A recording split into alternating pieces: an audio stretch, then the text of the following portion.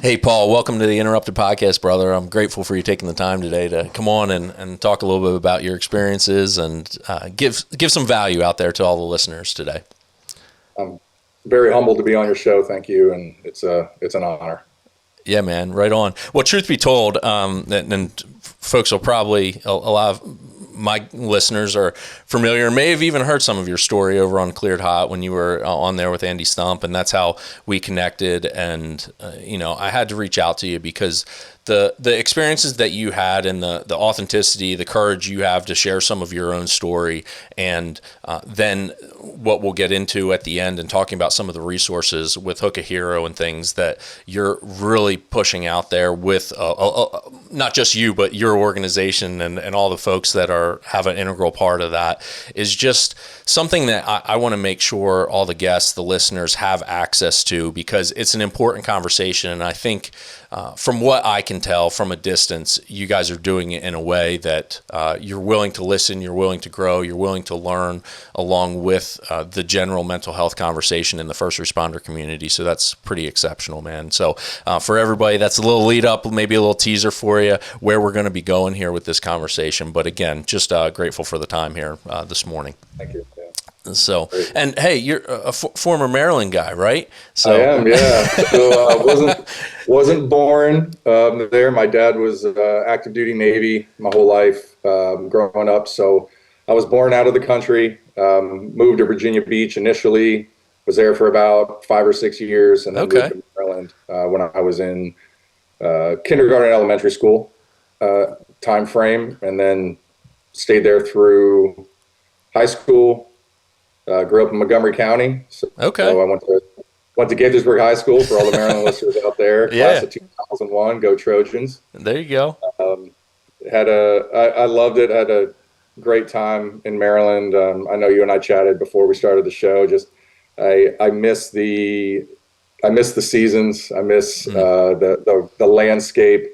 I'd never move back there in a million years.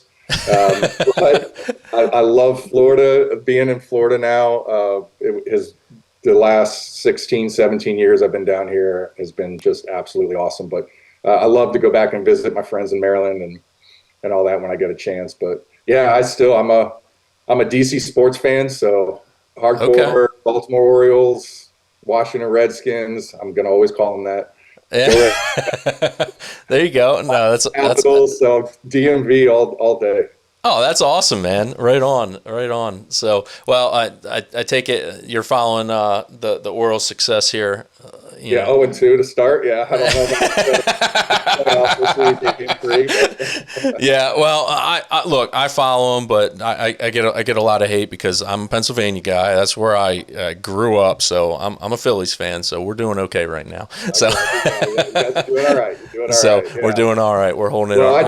I try to not get caught up, or I would say I try not to get my hopes up when it comes to DC sports or Maryland sports for that matter, because I've been let down for decades. But I stay true as a fan. So well, we know you're actually a fan because you understand the ups and downs of what this area in sports means. So it seems like wow, the rich tradition of sports in this area does not necessarily align with success. No. I mean, not since I've been an adult. There you go. 80s, early 90s.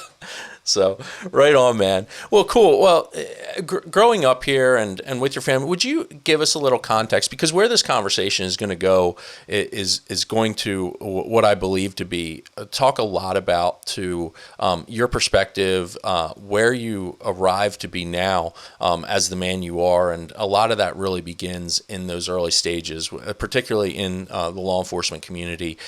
We see where we have to go back and we can see the credit we almost need to give to not only family but mentors and people along the way that instilled some of those attention to detail, a high level of integrity, discipline, and in some cases that came along the way, and in some cases it was something that took a rock bottom moment for someone to realize that having a sense of justice is something that's core to them. So can you give us a little bit, were you involved in sports growing up? What was it like growing up in your household, and some of those skills and attributes that you find yourself having today as a law enforcement officer, are you able to point a finger back to some of those earlier memories that you have? Yeah, absolutely. I tell you, I say all the time, I am so blessed to have the family, the parents, the childhood, the upbringing that I had. You know, middle class, lower middle class. My dad was active duty. He was a Navy SEAL, Vietnam combat veteran. He, after post Vietnam, went and got his college degree. Actually, got a couple college degrees and a couple master's degrees, which really set him up for success post military. But you know, we grew up outside of the base because he was an officer, so we didn't have to live in base housing.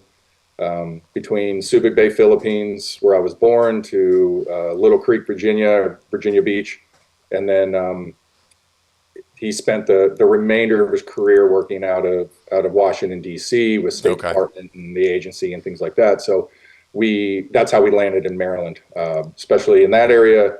Sure, you know, it was a far enough commute to DC to where you could jump on the metro, jump on the red line. You didn't have to drive to DC every day and deal with the traffic on 495 and all that. So right. That's where he planted his roots at the time, but it was always temporary. You know, my family, my mom, my dad, they're all from Pennsylvania as well. My whole family, they're still up there, but Lancaster County, Ephrata, Akron area.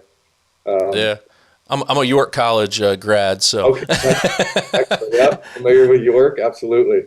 So, you know, our roots were up there, and my dad was the only one who made it out of Pennsylvania, out of his family, and that was because he recognized back in mid-60s that his only way out of working at a coal mine or driving a truck or you know, working in a warehouse of some sort was the military. So he enlisted early so he could go to Vietnam, and found his way into the SEAL teams. And he's got a phenomenal story, but really his ability to recognize at a young age, as a teenager at 16, 17 years old, to recognize the avenues of escape of a potential mundane future.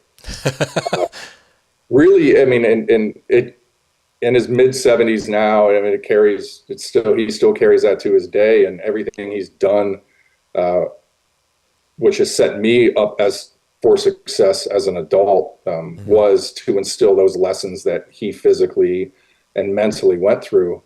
And we're not even touching on his combat experience and things he went through, you know, as a 25-year Navy SEAL, starting in Vietnam. But I was taught at a young age discipline and responsibility, especially in a team environment. I have a younger brother, is 2.5 years younger, and you know, as a kid, I hated it because I didn't understand, narrow mind, no perspective. But every time my brother would get in trouble, I would be punished. Interesting. Okay. And you know, take that as you will, but if my brother did something wrong, I would share the punishment with him. And generally our punishment was lean and rest, something physical, push-ups. Sure. A lot of lean and rest. And it was always that, you know, or if I got in trouble, I would do lean and rest, and my brother would do lean and rest, but I would do it longer if my brother could not hold the position for the required time. So I would get punished on top of it. And he was teaching me a lesson at a young age to be accountable for others. And he always told me, if your brother's messing up, it's because you're not teaching, you're not coaching him properly, you're not pushing him in the right direction. So, and neither one of us ever like messed up to the point where we actually got in trouble. It was all breaking house rules. Nothing, you know, brothers fighting, doing stuff. Yeah. Guilty by association. Nothing that ever involved anybody else outside of the household or breaking the law or things like that. Yeah. We were very well disciplined kids. But it was funny because when I graduated the police academy, well, before I graduated, it was my first week in the police academy. And The physical PT stuff was at the end of each day. It's a 10-hour Monday through Thursday academy. It's not an overnight stay. It's at a local college. And we would have PT every afternoon. Okay. And we did a lot of lean and rest. And flashbacks. And I called my mom and dad. I mean, we're a very, very close family. My brothers, my sister, we're a very close family. So we speak almost daily. And I called my parents driving home on that last day after the first week of the academy. And I said, Dad, I just want to thank you for all those years of lean and rest. And he just kind of, like, what are you talking about? And I said, I'm the only one in the room that can hold lean and rest without arching my back or sagging my back for whatever time they ask. And I said, it's been years of conditioning for this. And I never realized, I never had intended of that to happen, of course. But I was set up for success without knowing what I was going to get into. And maybe the atmosphere, the lessons and responsibilities that my father instilled on me as a kid pushed me into the line of work that I ended up in. Mm-hmm. But it's set up a wonderful foundation especially for what I do now outside of work, to really truly value responsibility and looking after your teammates, looking after others. Yeah, no, that's an interesting concept, even thinking in today's age with, everything around parenting in general and what's too harsh, what's, that whole, group punishment, is that appropriate? As we, and growing up in sports teams, it's like, that's what you got. And there's a lot of conversations around that. At what point do you feel like, or at what age maybe you realize that, hey, there's something to this that you could actually appreciate? Did it take that police academy moment, or was there moments early on that it's like, no, I can appreciate this? Because it can create a lot of resentment sometimes against parents early on, when it's like you don't have a concept of why they're doing what they're doing, and hopefully they're doing it with intention, which in this case it sounds like it was. There's some people that are just angry and they don't understand discipline. But when did you actually realize like the deeper appreciation for how your father was raising men at an early age? Well, you had asked earlier about sports. I would say that's when I really recognized it. I started martial arts, started Taekwondo when I was 6. And the discipline taught in the dojo was very similar to what I was used to at home. Not obviously much more extreme, but I understood, even at 6 years old, I understood that there was a game to be played. And I understood if you followed instructions and you did what you were told, the lesson learned at the end of it was going to be fruitful, or something that I was looking forward to. I understood, even at a very young age, that the rewards for being disciplined and being responsible were enjoyable. That transitioned to lacrosse. I got in lacrosse in middle school, again, growing up in Maryland. Got to. And I became obsessed with it.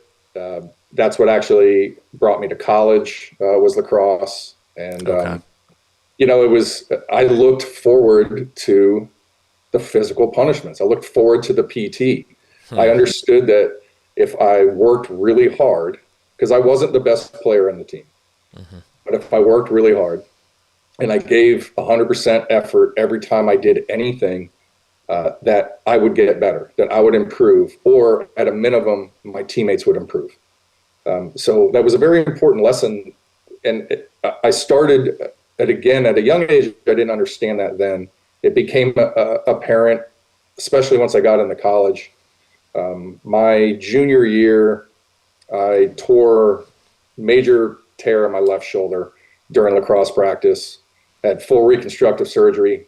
My labrum, my rotator cuff, my bicep tendon was like 90% torn. I mean, the whole left arm was done. And at that age, at 20 years old, whatever it was, my entire world was college sports. I didn't care about academics. I didn't care about girlfriends and relationship. I didn't care about anything other than I want to play lacrosse. Sure.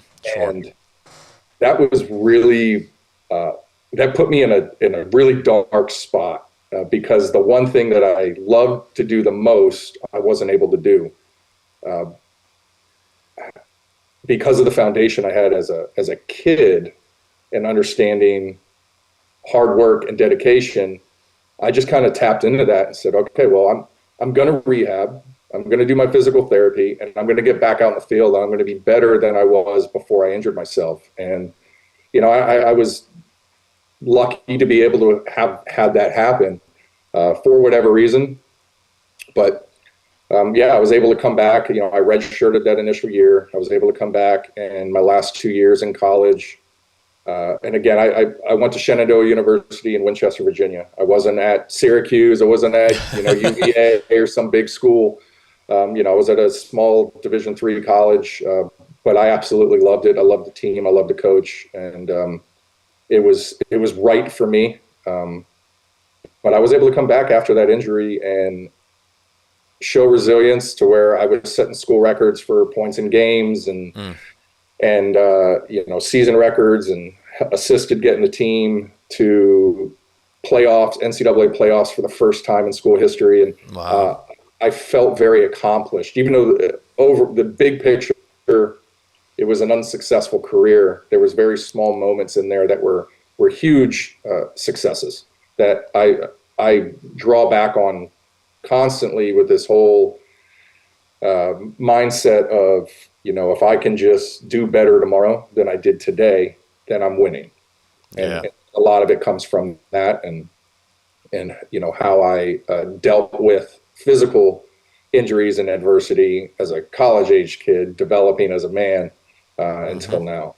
Yeah. Well, it sounds like, and a lot of this comes from growing up in a disciplined environment of, you understood that there's a system and process to everything. And I think that goes a lot to even the core of what my mindset and even this show is like.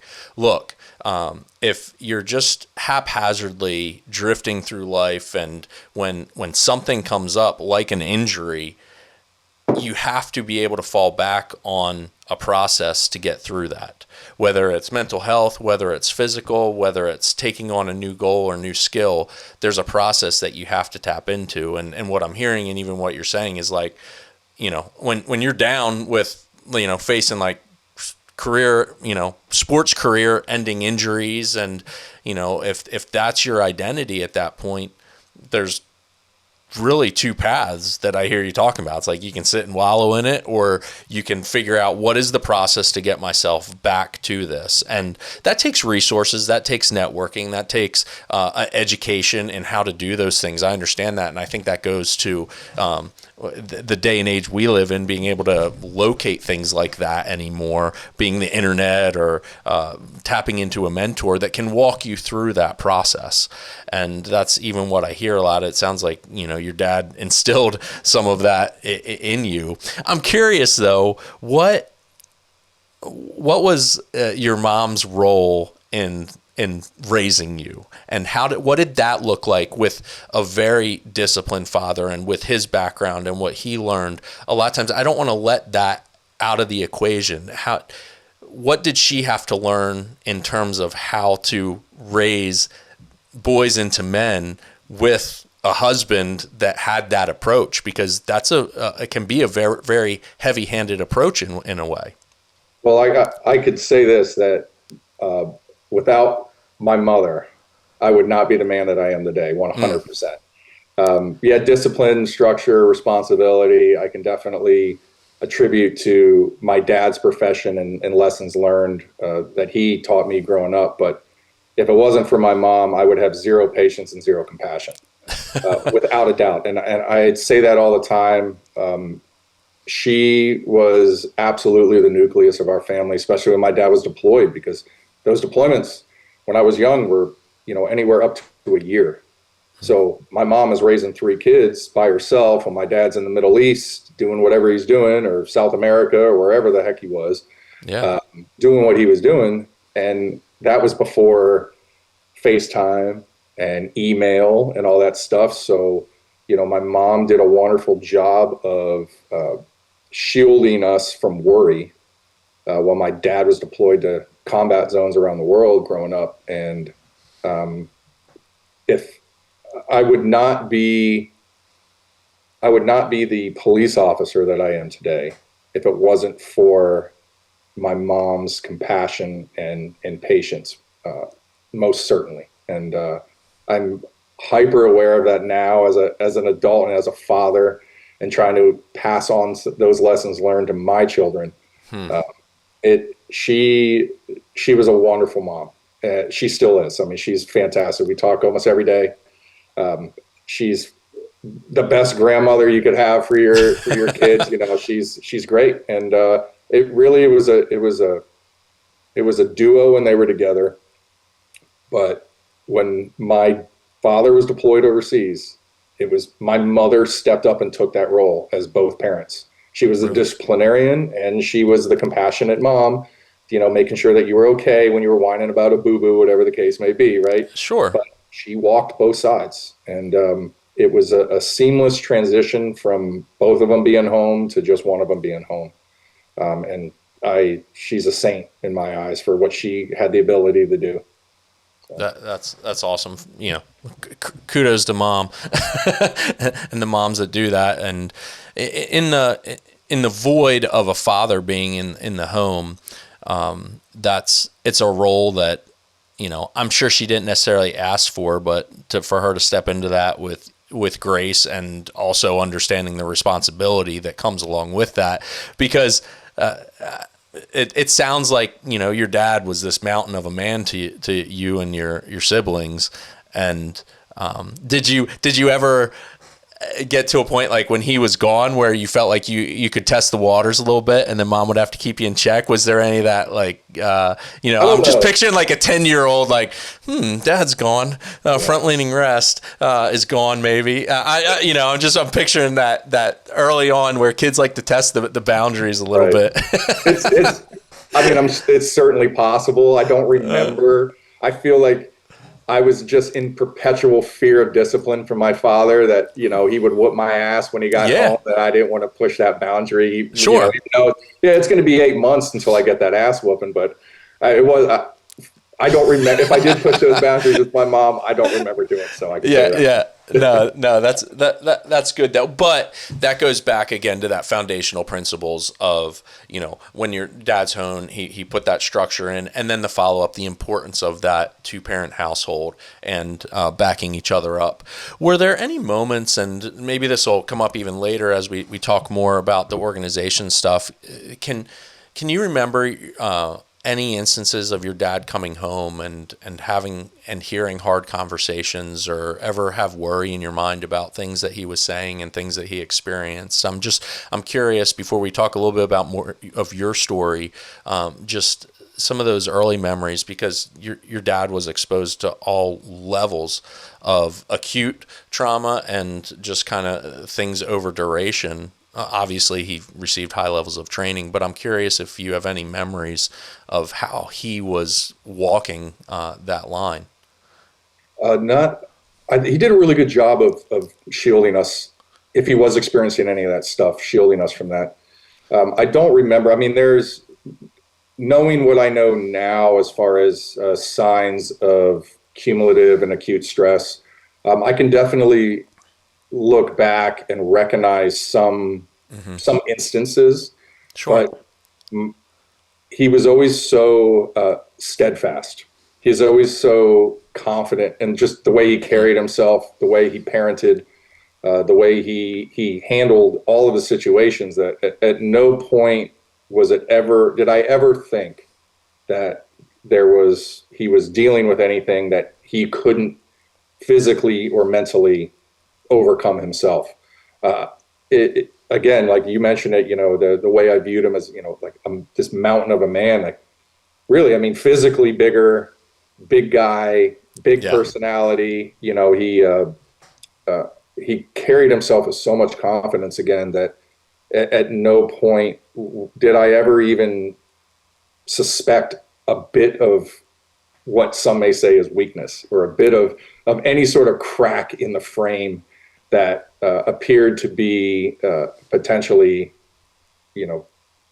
failing or catastrophic in some way. It was Sure.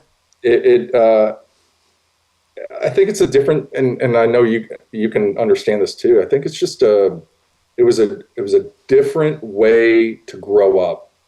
When you're born in the 40s, post, depression, World War II, going into, Korea, going into Vietnam. I mean, this was a different planet.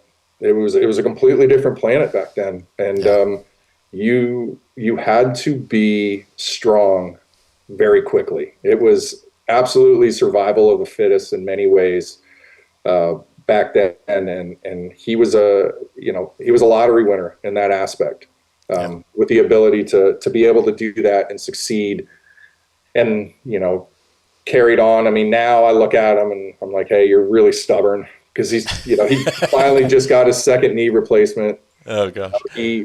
His first knee, he had shrapnel in his knee from a mortar from Vietnam for 40 years before my mom finally was able to convince him to get the shrapnel taken out of his leg. Like, he's been walking around with mortar fragment behind his kneecap for 40 some years. Oh my gosh. And refused, because, I'm not a pussy. I'm not going to get this. Like, I'm floating, literally. Yeah. That's the type of guy that he is. But finally he did. And it's like, okay, so now I'm like, hey, you're just being stubborn. But as a kid, seeing that, it made me at least pretend to be stronger. And it was all pretend back then, because I didn't have any experiences to draw on. But it made me want to be and emulate his mentality and his personality in that sense. Yeah. Well, there's a strong, I think, correlation to mimicking behavior as a child.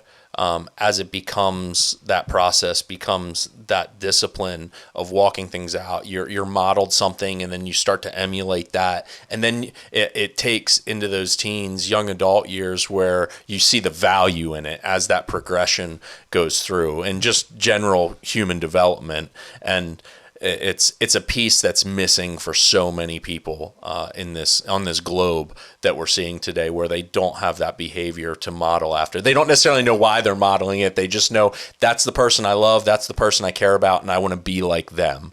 Yeah. And at a very simplistic level, and you don't always know why you're doing it. And then sometimes you're our age and you're looking back and be like, man, I modeled that, and oh, my parents were human. And well, when you look at, like, as we mature as adults, now you get to the point mentally where you start to recognize, so hopefully you start to recognize when to pretend and be steadfast, and not show any sort of, and I hate to use, it's not the term weakness, but you don't want to show vulnerability. Mm-hmm. But as we mature as adults, understanding the line of when to show vulnerability and when it's not to show vulnerability is really, that has become the game. That has become the art form that we are learning, because especially now as a father, that I walk that line every day of when to be vulnerable to my daughter, and to be present and be there for her, at the same time not showing any vulnerability, and trying to have her see that I'm not scared, or I'm not intimidated, or swayed in one way or the other, like I viewed my father growing up as a kid. So it's a lot more work being in this role than when you're a kid looking up, seeing it from that perspective, because you only see your parent as being strong, as being right and on the correct path. And again, this, I'm referring to my childhood when I say that. I know everybody's is different. I'm very, very lucky to have been raised the way I was raised and have the parents that I have. And I understand that's not the case for everybody, but sure. I certainly understand the difficulty now that my father and mother had growing up, especially, again, going back to my mother. and how strong she is. To be able to not let us know as kids how terrified she was that her husband wasn't going to come home from a combat deployment. Yeah. There's not a moment that I could tell you now at 40 years old that I remember my mom crying. I'm sure she did it. I know she did it. She Yeah. never did it in front of us. She never showed vulnerability in front of us when it came to that aspect. And I can't imagine how hard that is. Yeah. No, that's a heck of a weight to be carrying, and to do it, seemingly the way she did is pretty phenomenal. So shout out to all the military wives out there. Yeah. 100%. 100%. Well, even it's such a good point you brought up, even with raising a daughter. And I think what overridingly really comes back in my head, even when I have and think about through mental health, and even thinking through and preparing for our conversation today, it comes back to control and understanding that even when you choose to be vulnerable, or choose that this isn't the appropriate time to be vulnerable because of whatever's going on in the moment, that is control.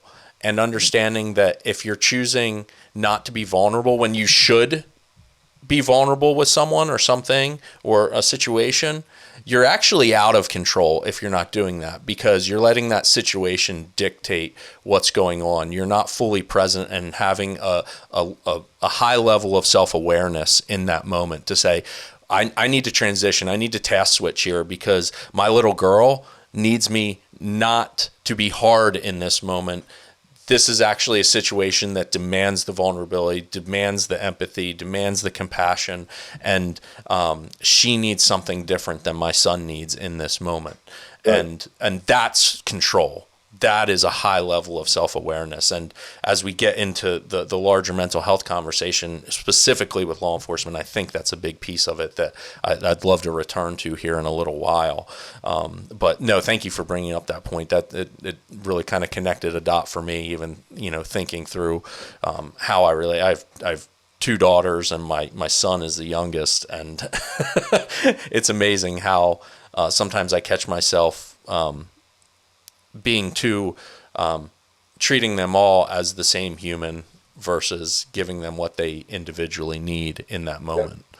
Well, and what we're talking about right now is, in my opinion, my own personal opinion, the difference between what makes a good cop and a bad cop.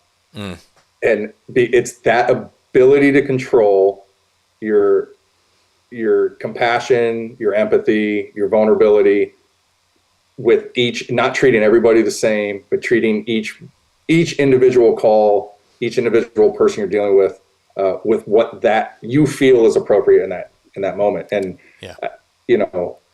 for me, I'm only getting better as a police officer, as a father, because I'm tapping into that side of me that I've never had to tap into before. But it's if I could take that quote that you just said and share that with police academy recruits.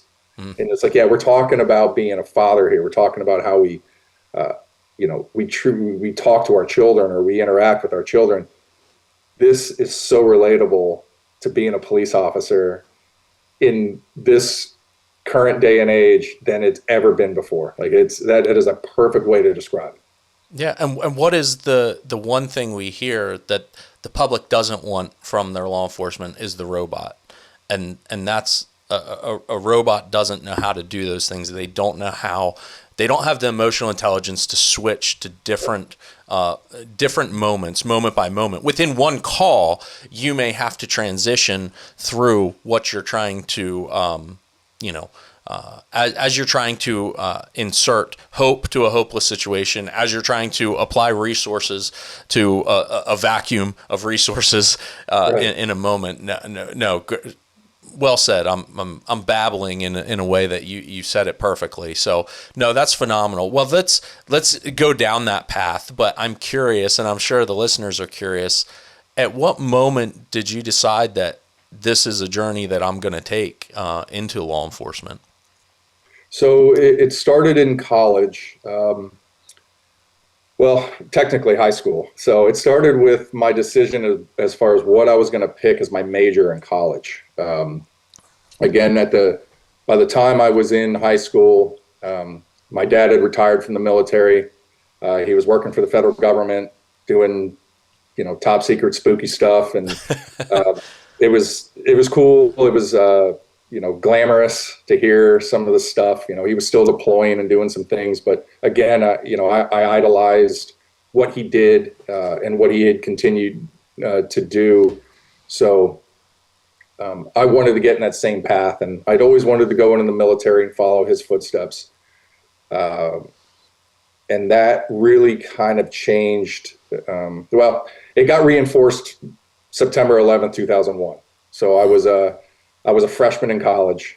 I had chosen microbiology as my undergrad because with the experience of my dad and my sister also working for the federal government, I was told how competitive getting a good job is. And you don't want to just have the standard criminal justice degree like everybody else that's applying. Sure. So I wanted to diversify my application and have my application be separate, at least stand out from everybody else. So I chose biology because especially, and this is pre 9/11, the constant concern of biological, chemical, and radiological, weapons attacks globally was present, but obviously it wasn't at the forefront like it was post 9/11. Mm-hmm. So I chose microbiology to be my degree, and I was a freshman in college. 9/11, the morning of September 11th, 2001, I'm laying on the top bunk in my dorm room, and my roommate comes running and turns the TV on, and here we are watching Tower 1 smoldering, and then we watched a plane slam in the Tower 2. And it was terrifying because I had a sibling that I knew worked at the Pentagon. Oh, my. And then my father, who worked for the federal government, that could have been in anyone, not at the World Trade Centers, but at anywhere in D.C. Yeah. We had cell phones were still fairly new. I don't even think I was texting. They weren't new, but to what we know of them as today, they weren't. Not a hand computer. I had a flip phone. Yeah. I think I had like a Sprint StarTAC. Like and I was trying to call home. Uh-huh. And where I went to college, it was about 2.5 hours away from Gaithersburg, Maryland, where I'd grown up. And I couldn't get a hold of phone. It was just busy dials. Calling the house phone, busy dials. Calling cell phones, busy dials. Couldn't get a hold of anybody. So I jumped in my truck and I drove immediately home. Wow. And my mom and my brother were home. And obviously my mom was completely surprised to see me. And I'd asked, I said, have you talked to Dad?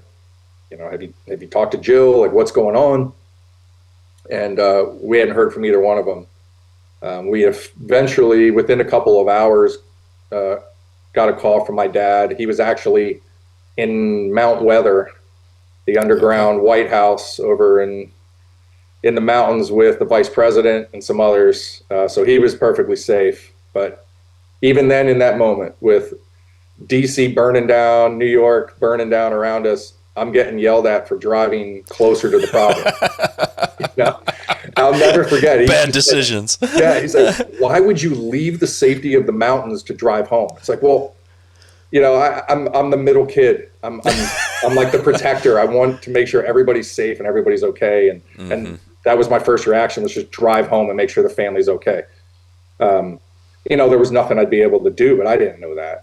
I was reacting emotionally in that moment, not logically, but luckily, thank God, everybody in my family was okay. But that really kind of changed the direction of what I wanted to do. I'd always felt a sense of wanting to serve my country in some manner.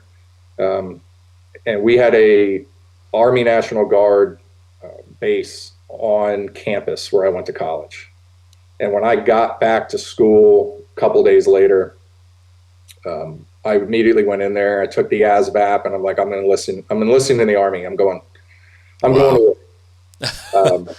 And called my dad, told him what I was going to do, and I'll never forget the conversation. And he just said, "Hey, I'm not, I'm proud of your intentions." Mm-hmm. And he says, "And I'm not going to tell you to do one thing or the other, but understand this, that because he enlisted and then came back, got his degree, went back in as an officer."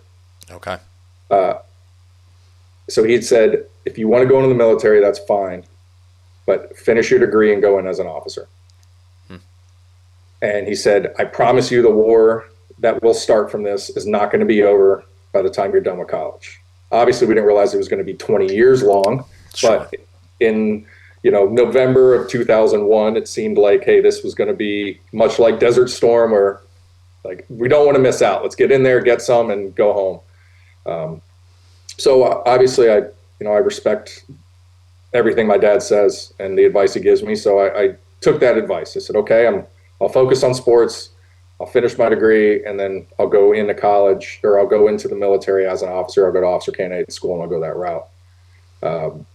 That changed when I tore my shoulder my junior year, when I physically felt at the time like maybe there's something else I should do that I can still serve my country, to where physically being a Navy SEAL or Special Forces or something, which what I wanted to do, may not be a possibility. And knowing now, I absolutely could have done it. I was just mentally vulnerable at that time, at that age, feeling like I had to be ready right now, not, in that moment, not something that I'd be able to prep for, at least. So I had worked all through college. I had worked as a sworn Fed with Department of Energy at Okay. La Plaza, DC, working with their National Nuclear Security Administration, doing counterterrorism, nuclear proliferation, focusing on really radiological terrorist problems worldwide. Pretty heavy for a young guy. Yeah, and it was well, again, at the time, my dad was working for that same department, so Okay. he got me an internship that Perfect. turned into me actually getting sworn in as a Fed, as a temporary employee, but not as a contractor. And I worked every summer and every winter break in a suit and tie in DC. And I was able to get my top secret security clearance. I got to learn some really cool stuff. I got shown some really awesome things, and it was a really cool experience. So all of that was already under my belt by the time I had decided I was going to go the law enforcement route. Okay. What working in DC had taught me was I do not want to wear a suit and tie to work every day. Valuable lessons. Yeah, it was a valuable. I respect the mission that office has, and it is an incredibly important mission for the safety and security of this country. It was just not fast-paced enough for me, for my personality. I needed something more. They would give me an assignment that was supposed to last me an entire summer, and I'd get it done in 3 weeks. And I would have nothing to do the rest of the summer. So, Okay. I was maybe a product of my own success. Like I was, my dismay with the job may have been a product of my own success, because I had no other responsibility other than that task they gave me, and I would just knock it out as quickly as possible because I wanted. Understood. That's how I act. I just wanted to get it done and go on to the next thing. The problem was, being an intern, there was not a next thing. Right.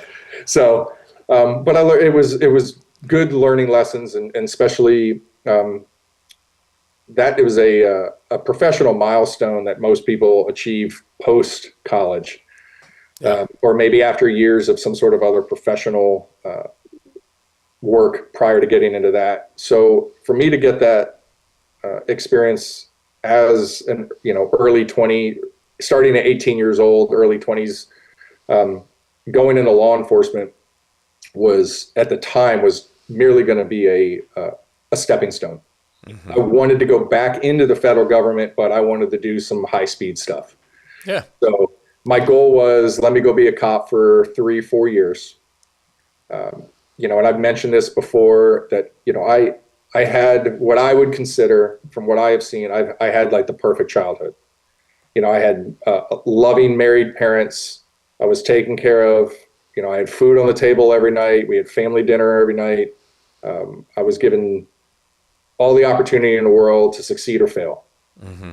And that can certainly be taken for granted many times. Again, I think because of the discipline and the things that I was taught by my parents, that was not taken for granted. I certainly appreciated it then, and I most certainly appreciate it now. I wanted to take some of those experiences and then go into a much faster pace, high speed line of work, whether that be a federal law enforcement agency or a federal intelligence agency, was where I was really leaning, especially with studying, not biological weapons, but studying biology and microorganisms in college, and then working with a nuclear agency. I felt like I had a really good resume to get into counterterrorism, and that was my goal, was to work in counterterrorism in some aspect. Okay. But once I became a cop, and I got the ups and downs of working the road and chasing bad guys and car chases and foot chases and kicking in doors, there was no turning back. Once I got a taste for that line of work, I'm like, I was made for this. Like growing up, I wanted to do this overseas or this here or this.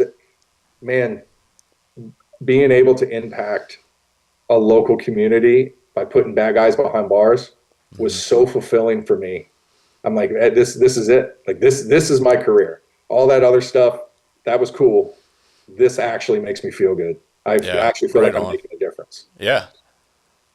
Oh man. Yeah. To arrive at that place, and I often describe to people, I remember those early days of, if this could just be a hobby, it would be my hobby, right? Like it was fun, and that's what I hear. It's like it's fulfilling. There's impact involved in what you're doing, and it's also tapping into a lot of your attributes and core values that you were raised in. Right. And to tell you, I got on our department SWAT team very early in my career. Okay. I was on the job for a year. I had just gotten off my new hire probation status, and that is all you needed to be eligible to try out for SWAT. It still is that way today. However, they generally prefer guys or girls with 2 or 3 years of experience first. But yeah, I got lucky. I got selected, with only a few months after getting off probation. I got probation in December of 2008, and I was selected for the team in February 2009. So wow. 2 months after getting off probation, that's a quick pipeline. It was a very quick pipeline. And I'd mentioned it before, and I say it all the time. I was too young. In my opinion now, looking back, I was too young to have been selected at the time. And while I may have been mature in the sense of as an adult and making good decisions in that aspect, as far as understanding right and wrong, I was very immature as a police officer. Okay. There was a lot about this job that I needed to learn before getting put into positions that I could have been exposed to with the SWAT team, right? And I had strong mentors, which kept me afloat, kept me on the right path. And I'm sure it's no surprise, but I'm very much a make one mistake, do not repeat it again kind of guy. I have been obviously since I was a kid. So I'm a fast learner, and yes, absolutely, I made mistakes, and I got tuned up here and there for things that I did wrong, but obviously those mistakes were not repeated. Yeah. And I was able to have a really awesome 14 plus year career on that team, which has been the highlight of my professional career without a doubt. But had I not got onto that team at that young, I probably would have left and gone federal like I had initially planned. Okay. But So that acted in some level as a retention, yes. element for you. Are there any specific instances you can think of applying what you just said about the level of or lack of experience where having another year, maybe 2 years on the road to have a diverse number of calls, a diverse number of decisions that you had to walk through? Is there anything that comes to mind that's like, hey, this was difficult, or this mistake happened because I didn't have that exposure to this type of call for service or this element of the job?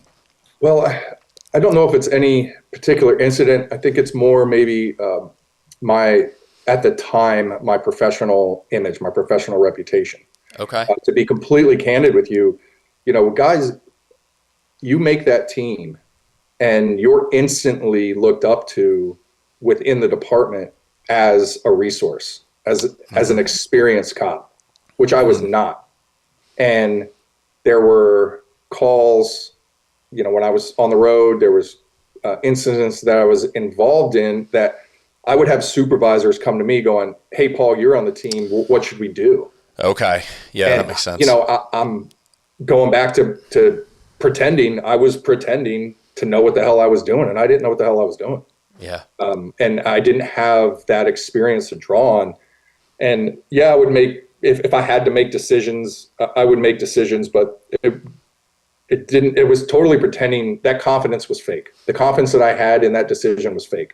Because I was trying to be somebody at that age that I was not. Yeah. We tell everybody now, well, I'm not in the team anymore, but any new guy that makes the team, they are told right away, like, this is what you need to expect, because the team is very well respected. The team does a very good job to not be cocky, to, the very humble. They want to help everybody in the department get better. Nobody is trying to be better than anybody else. And that is one of the quickest things that you can do to get removed from the team is to act like a cocky asshole.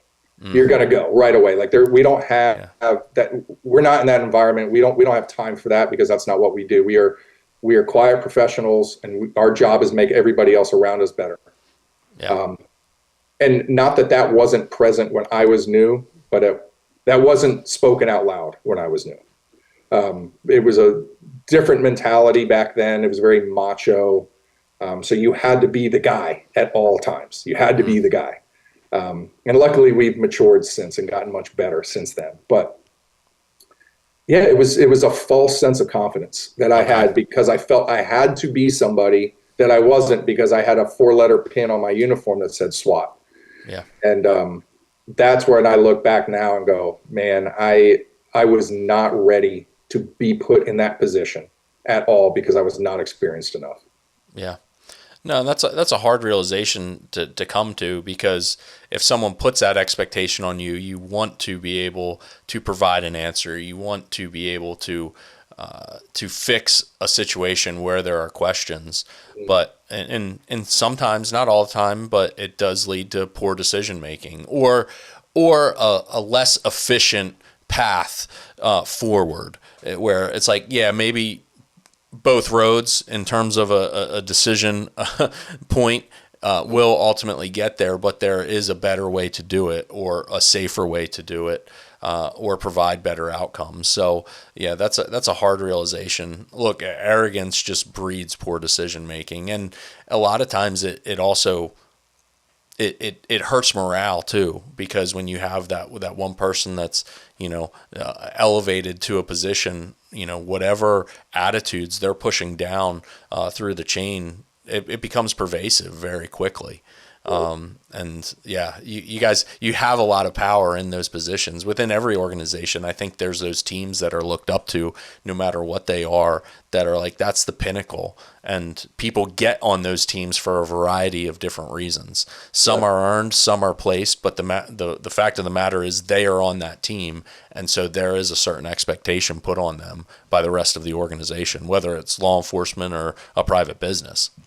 Well, and to touch back on what we were talking about before with understanding when to show or not to show vulnerability, that was a perfect instance of when I could have, had my ego not gotten in the way, I could have said, hey, I don't know how to handle this. I don't have enough experience to give you advice on this. We need to call somebody over here that has that answer, or has the experience to give that answer.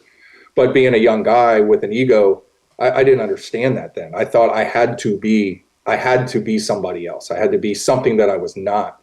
I wanted to be what, my mentors on the team were. I was looking up to guys that had years and years of experience, well beyond my knowledge and experience at the time. So I was trying to, well, what would they do in this situation? So it was, again, going back, it was totally pretending, but understanding then what I understand now of when to be or not to be vulnerable is that, like I said, in my opinion, that's the difference between a good cop and I say bad cop, but just a not up to par cop, in my opinion. Yeah, is knowing the difference in those moments, to humble yourself, check your ego, and go, hey, I don't know the answer to this. And we need to get somebody more experienced than myself to figure this out. Yeah.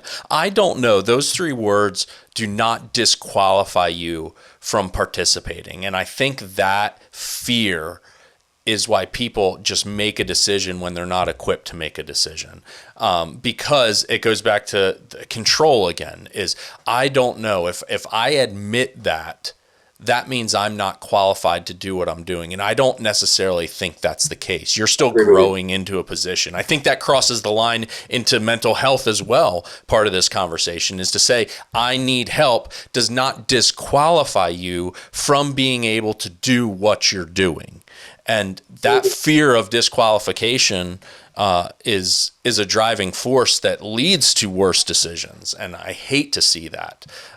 It's an important place to come to acknowledge that it's like, no, if I can't answer this one question, if I give up control for this one thing, I actually have a better awareness. I'm actually helping the team. I'm actually helping the moment move forward. And again, just to reiterate that, I don't know does not disqualify you. And that's a hard thing for me to deal with, because I want to be the guy.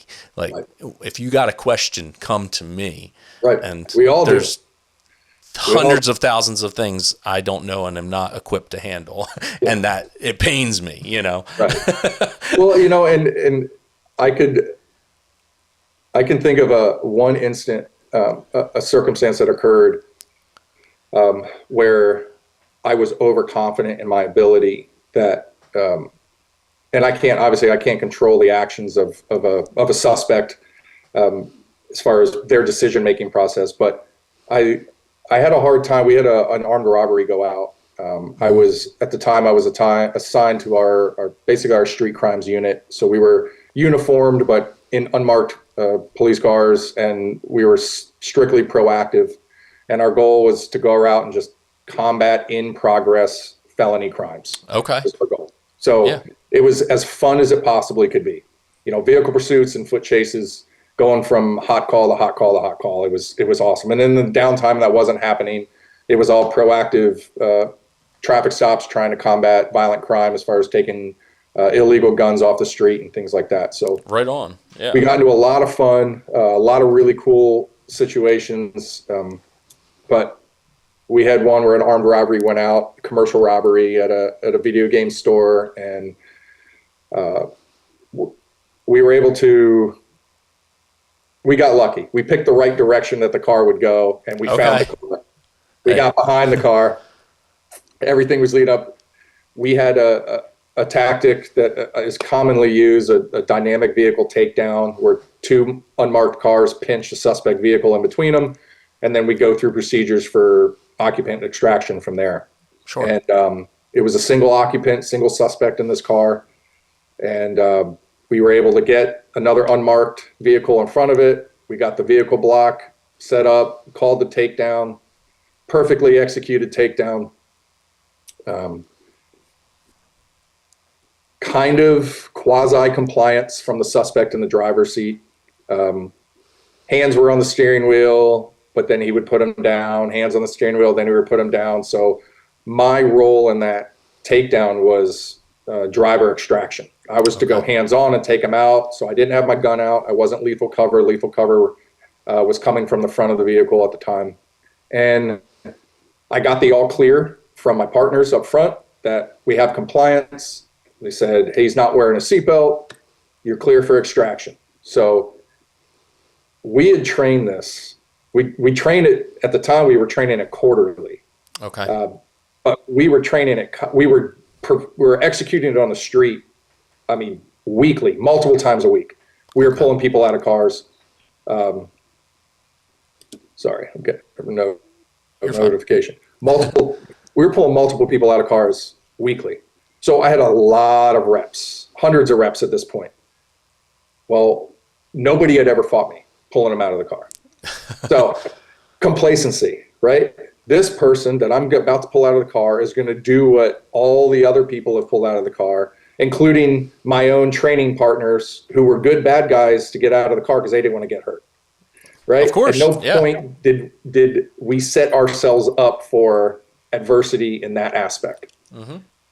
Going, again, overconfidence, having some ego, not expecting something different than what I had already been experiencing.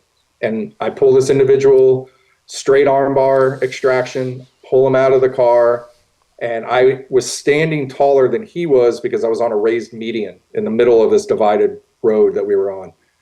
And he had the ability, while I had higher ground than him, I didn't have enough leverage on his shoulder to direct him to the ground. Okay. I was kind of giving him the opportunity to do so. Of course he was going to do it.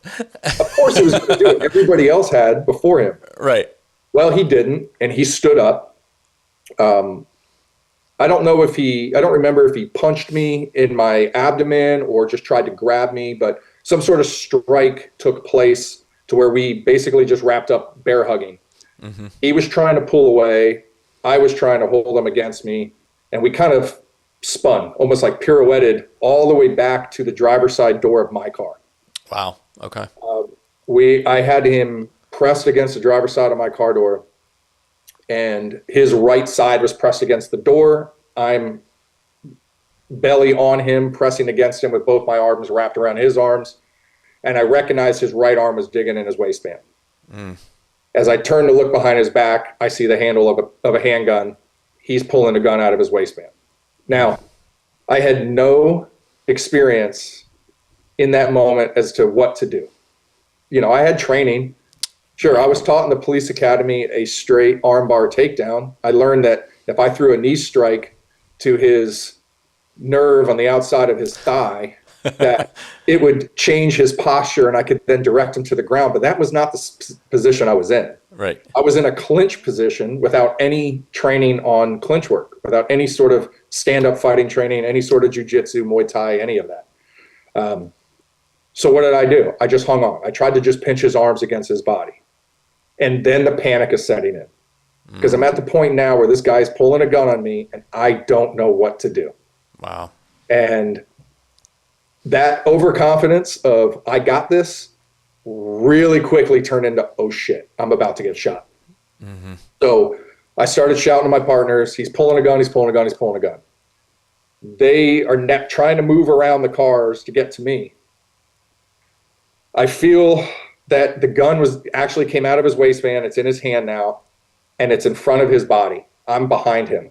Okay. So I notice now at this point, he's pointing the gun towards my partners. Okay. I spin him towards the middle of the road, and my plan was to just try and throw him down on the ground. As I was attempting that maneuver, I slipped on that raised median. Wow. And I dropped down on my left knee, and my left arm came off his body as I braced my fall. My right arm was still hanging onto his shirt. And I'm down on one knee, hand on the ground, one arm on his shirt, and he spins the gun around and sticks it directly into my face. Yep. So I'm looking down the barrel of this handgun, and he's not looking at me, he's looking at my partners. And I remember telling myself, or thinking to myself in that moment, okay, I'm going to get shot. Right. It's coming. This is happening right now. I'm going to get shot. Either I'm taking this one between the eyes, or I can take it in the vest and hopefully make it out of this situation. So I had two choices. I had either let go of him and draw my gun and try and defend myself with my firearm, or shove him away from me, because at the position that I had landed in, I was between my partners and him. So they couldn't engage him without potentially hitting me. Wow. So I chose all right, I'm going to get shot, so I'm just going to shove him away from me, and hopefully he yanks the trigger and hits me in the vest. So that's what I did. I just, off one knee, I just shoved him as far in front of me as I could. It sent him stumbling backwards, at which point my partner got his gun out of the holster, started hip shooting. And I remember watching this guy and seeing his T-shirt bouncing as the rounds were just impacting his body, and dropped to the ground. And my partner saved my life. They absolutely saved my life. And in that moment, I was obviously thankful for what had happened, but I was so defeated. I was so defeated because all I could think about was, I wasn't prepared for this. Not mentally. I wasn't mentally prepared for this. I did not expect this to happen. And something that I had not planned on had just happened. Yeah. And then when it did happen, I didn't know what to do at all. I had no idea how to handle that situation. Now I have a million different responses to that. But in that moment, going back to inexperience, I was pretending to know what I was doing, and I didn't know what I was doing. So that was a big hit mentally to me, because of that feeling of defeat. And the thing that overwhelmed me initially the most, and there was a lot of senior guys in the department that were reaching out to me that had been involved in multiple incidents, multiple officer-involved shootings, and critical incidents, and they're reaching out to me, checking on me. Hey, how you doing? You doing all right? Because even though I didn't fire my handgun, I was relieved of duty, like we would normally do, administrative leave, like the other officers who did fire. I was relieved along with them because of the circumstances that were involved. I think they recognized in that moment that I needed a day or two off to process what was happening. So I had these senior guys reaching out to me going, hey, you doing all right? This and that. And, and I kept thinking, I'm like, I'm fine, but how do I thank somebody for saving my life? That's what I was overwhelmed with. I didn't know what to say to the guys that saved my life. And at the time, that's all I could think about. I wasn't thinking about what I did to get myself in that situation. I was thinking about, how do I thank these guys? Because I was so overwhelmed with that facing life or death in that split moment where here comes your friends intervening and literally making that decision for you. You're going to live today. Absolutely. Wow. But that wasn't my decision to make in that moment at that time. Right. And I think that was the hardest thing for me to accept. And, I'm talking to these guys, like, how do I thank these guys for saving my life? And nobody could give me an answer, because nobody was like, I don't know what to tell you. It's just, right. Yeah. Are you okay? It's like, no, I'm fine. I'll be fine. Right. Well, I did what the culture was at the time. So this was 2010 culture in law enforcement. Suck it up and move forward. Right. Yep. On to the next call. On to the next call. Forget about what just happened. Don't self-debrief and figure out your weaknesses and find ways to improve. Move on and pretend like none of that shit bothered you. So that's what I did, because that was the culture nationwide of law enforcement. And it was certainly the culture within the agency I worked for at the time, So, and no fault of anybody, that's just the way things work. Yeah. That's the way things work. And not showing vulnerability. Yeah, I got this. I'm good. And moving on from there. So fast forward years, I had 2 officer-involved shootings, incidents that I was intimately involved in, where I had to engage individuals. And we have a program, like many agencies have programs, where post-critical incident, you have to go get cleared by a mental health professional prior to returning to work. Sure. And I'm glad that that program exists because it's very helpful for a lot of people.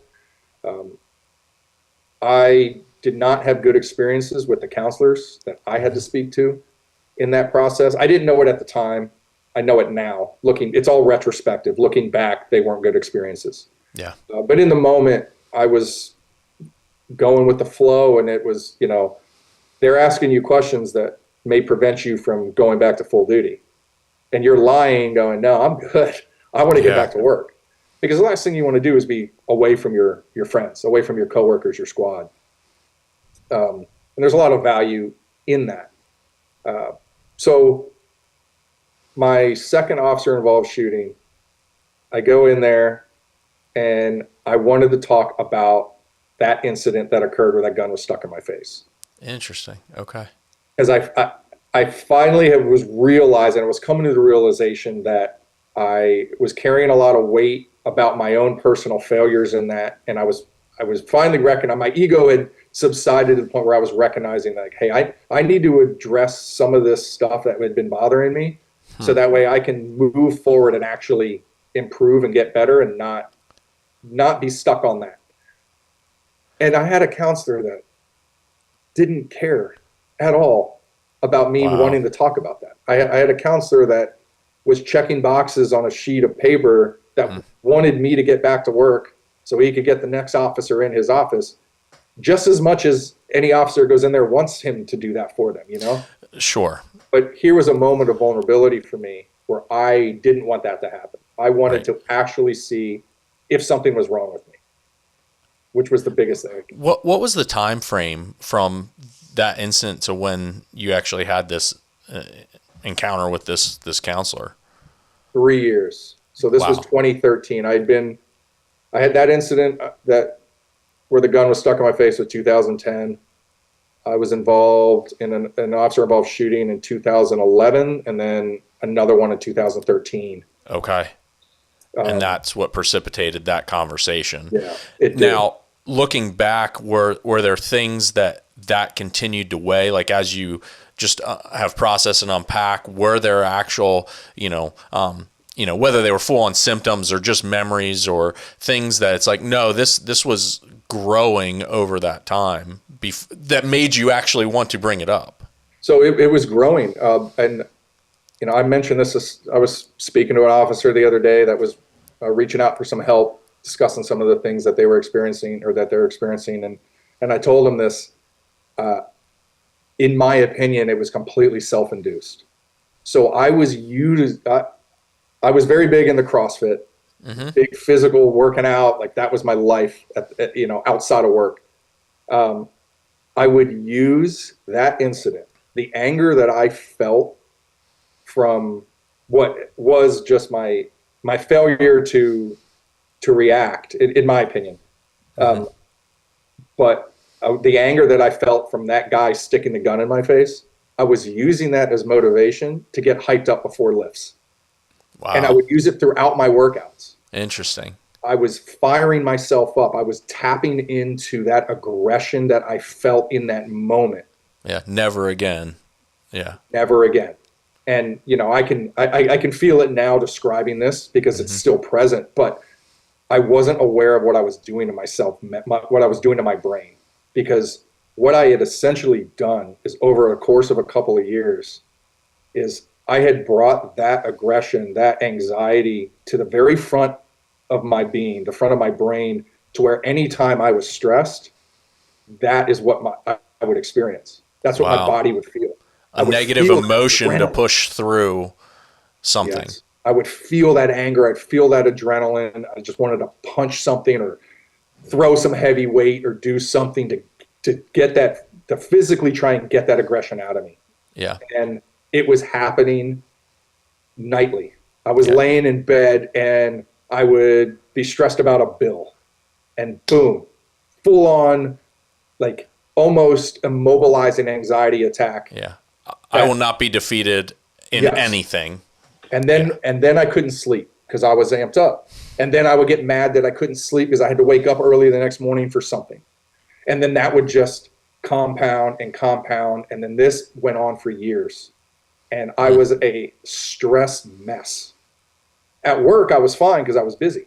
I had nothing to think about other than work, the next call, it was the next car we were doing. I was totally fine during work. Wow. But man, as soon as things slowed down, I was an anxious mess. So when I went in after that shooting, that second one, it was I'm trying to think of the incident. I don't remember exactly. I believe it was one of my friends almost got killed.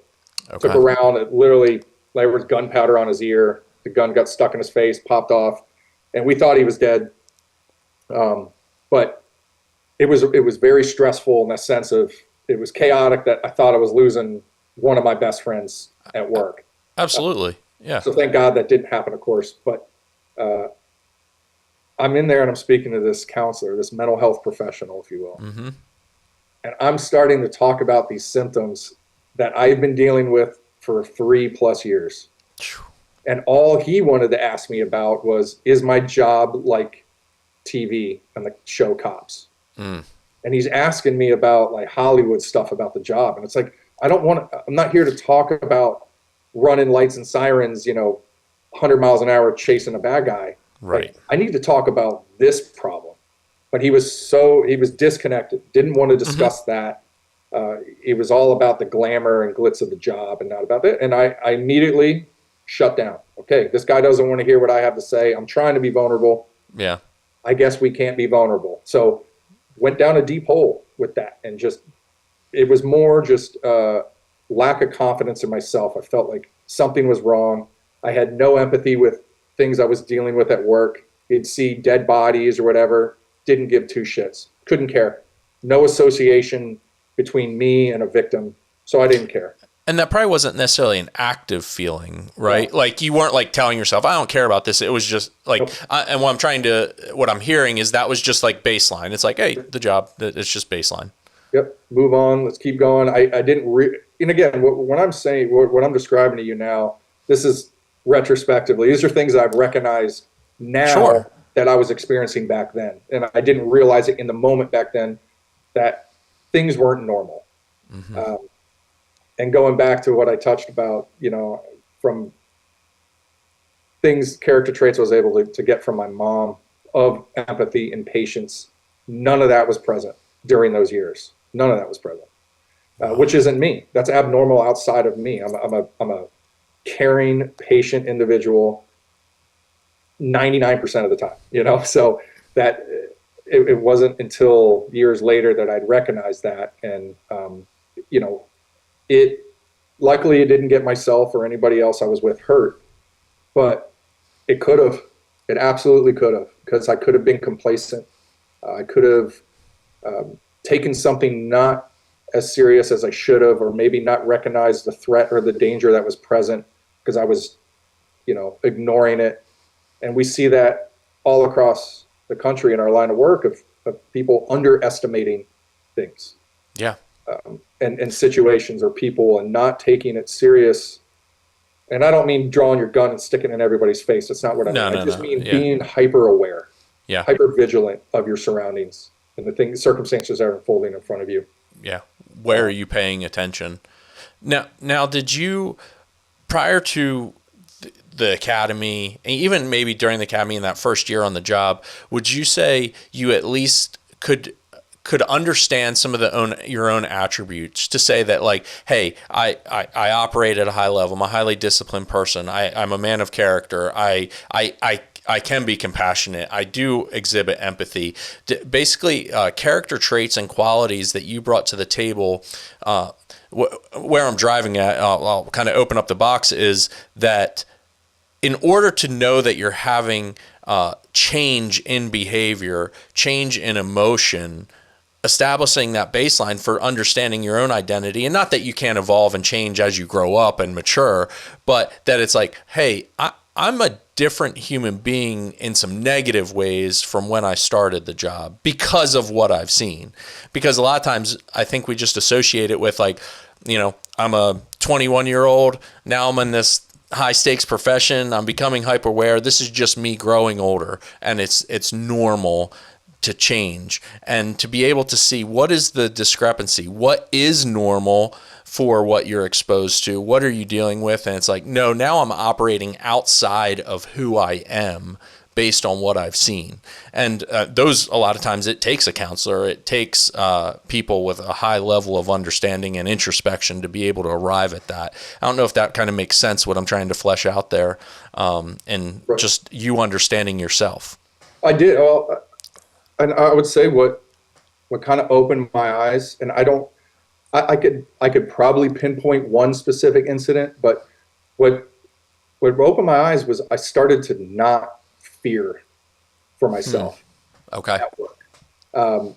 When I started to recognize the fact that, you know, there was a call that I went to, like one specific incident, there was a call that I went to, and we're standing outside. It was a shots fired call, no suspects, no victims. It was just gunshots in an area. So I'm standing outside of my car and I'm speaking to, I was a field training officer at the time. So I was training a new officer.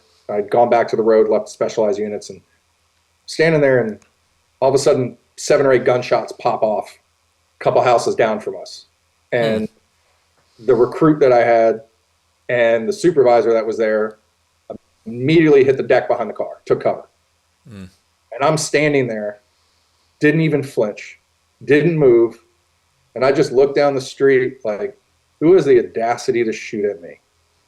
Didn't even, and in the moment, I'm looking down, I'm like, why is everybody hitting the ground? Like, those rounds weren't close. I could hear them, but they weren't close. Right. And, you know, I was so conditioned, and I had such a lack of awareness for my own well-being that I didn't care if those rounds were coming at me or hit me. Wow. And it was later that night when I went home from work that day is when I was like, what the hell is wrong with me? Like, Yeah. we got incoming rounds at us. Like, I need to be taking cover. Like, what am I doing? It was almost like I didn't care if I got shot. Yeah. And it wasn't a conscious decision or a conscious feeling. That is just where my brain was so disassociated from the dangers of the profession at that point that it didn't even occur to me. And that was the beginning of, I need to start figuring stuff out here. Interesting. Yeah, little affect towards. Yes. And that was, I mean, that was probably, that was less than a year from the Pulse nightclub attack, which I ended up responding to, which changed everything as far as me becoming aware of cumulative and acute stress issues, was because of my experience with that. But. So, and leading into Pulse, had you had any positive exposure to counseling at that point? No. Up until that moment? I didn't have a desire to seek it. Okay. I only went if I had to. Like, if I was being told to post critical incident. I had zero desire at the time because I had still, while I was recognizing things weren't normal, in my mind at the time, counseling wasn't an option to get better because I had not had a counselor up until that point that gave me any sort of hope or insight that they could help. Were you married at that time? Leading up to Pulse, yes, I was. And so was there anything, even your parents, siblings, your wife, and maybe even girlfriend, were there any conversations that came up of like, hey, I'm seeing something, or just even them challenging you on anything? No, not that I can think of. I mean, I'm certain that conversations came up. I was unaware of the intent behind them at the time. Sure. But much more open conversations we have now about that stuff. But at the time, you know, I was fine. Like, this is the job. This is what I do. You know, I was made for this. I'm fine. Right. On to the next one. It was a total and complete ego, mental, you know, overconfidence in my ability to handle stress. Yeah. I still want to go to work every day, so I must be fine. Yes. Yeah, there's that obvious one where it's like, I don't want to get out of bed, like typical depressing symptoms. It's like, oh, I want to go to work. I'm fine. Go make money, make a living. Exactly. But are you optimized? Well, Paul, you had mentioned just some of, these cumulative exposures that have happened, obviously, and not having, someone really be able to effectively speak into them, obviously, with the counselors. And then you mentioned you carry this into Pulse, which that nightclub shooting, and at some level, I'm sure all of the listeners have at least heard about it being, the amount of devastation that happened and that act of evil. But would you just share a little bit about the event itself? And then obviously what I really want to kind of mine down on is then the aftermath of that, maybe not only for you, but even just what that was like for the guys that you were around. Absolutely. It was hopefully a once in a lifetime occurrence, at least for Florida, or Central Florida, I should say. But it was almost surreal. A lot of it too. We had, as far as our SWAT team goes, Pulse was our third call out in 72 hours, 48 hours was our third one. And they kind of cumulatively got more intense, finalizing obviously with the nightclub. And that first one was Friday, middle of the day. It was a domestic where the wife's child from a different marriage was being held hostage by the new husband type deal.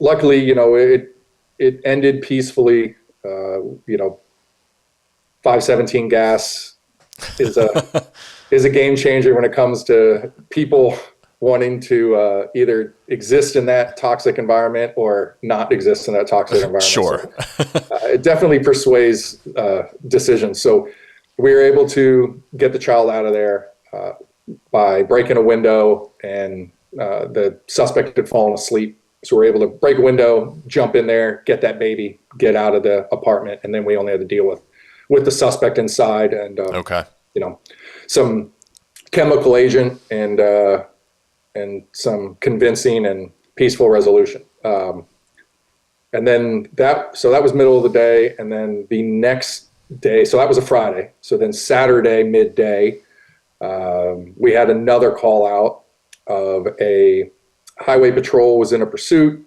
of a armed carjacking suspect.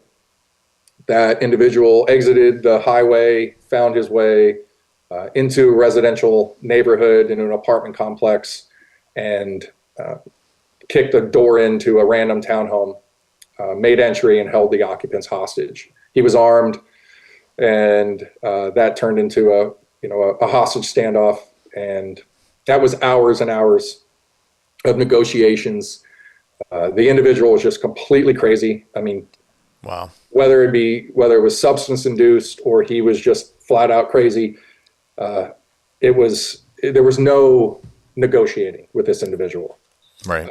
It was a 2-story townhome that had a balcony outside of the master bedroom where the occupants of the home had barricaded themselves in the master bedroom. Okay. And we were able to drive after hours of realizing negotiations were failing, that we were going to have to make entry and go get this guy. We drove our armored personnel carrier, our Bearcat, up underneath that 2-story balcony. And we had the occupants come out the sliding glass doors and jump onto the roof of our armored truck and got them down through the roof hatch. Okay. So we could get them out of there, and then filled that place up with chemical agent as much as we possibly could. And the entry guys that went in there ended up having an actual physical fight with the guy in a bathroom, where he had grabbed one of the guy's rifles, pulled him down to the bathtub, and they're fist fighting and fighting over guns. And it was, chaotic, but again, another peaceful resolution at the end of things. Bad guy in handcuffs and hostages, safely safely returned. So we got done with that probably about 9 p.m. by the time we wrapped up that incident. Okay. On that Saturday. And I remember we met up at one of our substations nearby, and our SWAT commander had said, "Hey guys, I know, we've had 2 call outs 2 days in a row. Everybody's covered in gas. Go home, clean your gear." I mean, this is June in Florida. It's 100 degrees outside. Everybody's gear is sweaty and gross. And so, so our gas masks are just disgusting. So, it was what a team commander, a team leader should be, motivating his guys to do is, hey, don't go home and just leave your crap in your car and shower and go to bed. Go home, get your gear ready, clean up, and get ready for the next one, the hypothetical next one. Sure.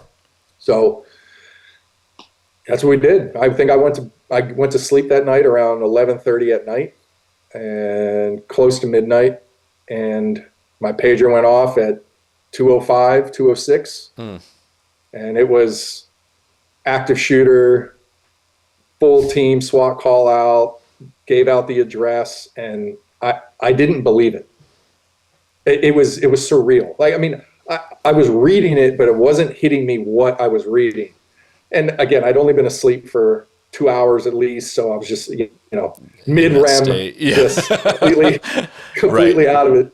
And I wake my wife up, and I'm like, "Hey, read this." And she read the page. I said, are you reading what I'm reading? She's like, "Yes." I said, "Okay, so I'm not dreaming. This is real." She's like, "Yeah." So then a part of me was, well, maybe this is, because I remembered what our commander had told us, get ready for the next one. Yeah, he's going to check your gear.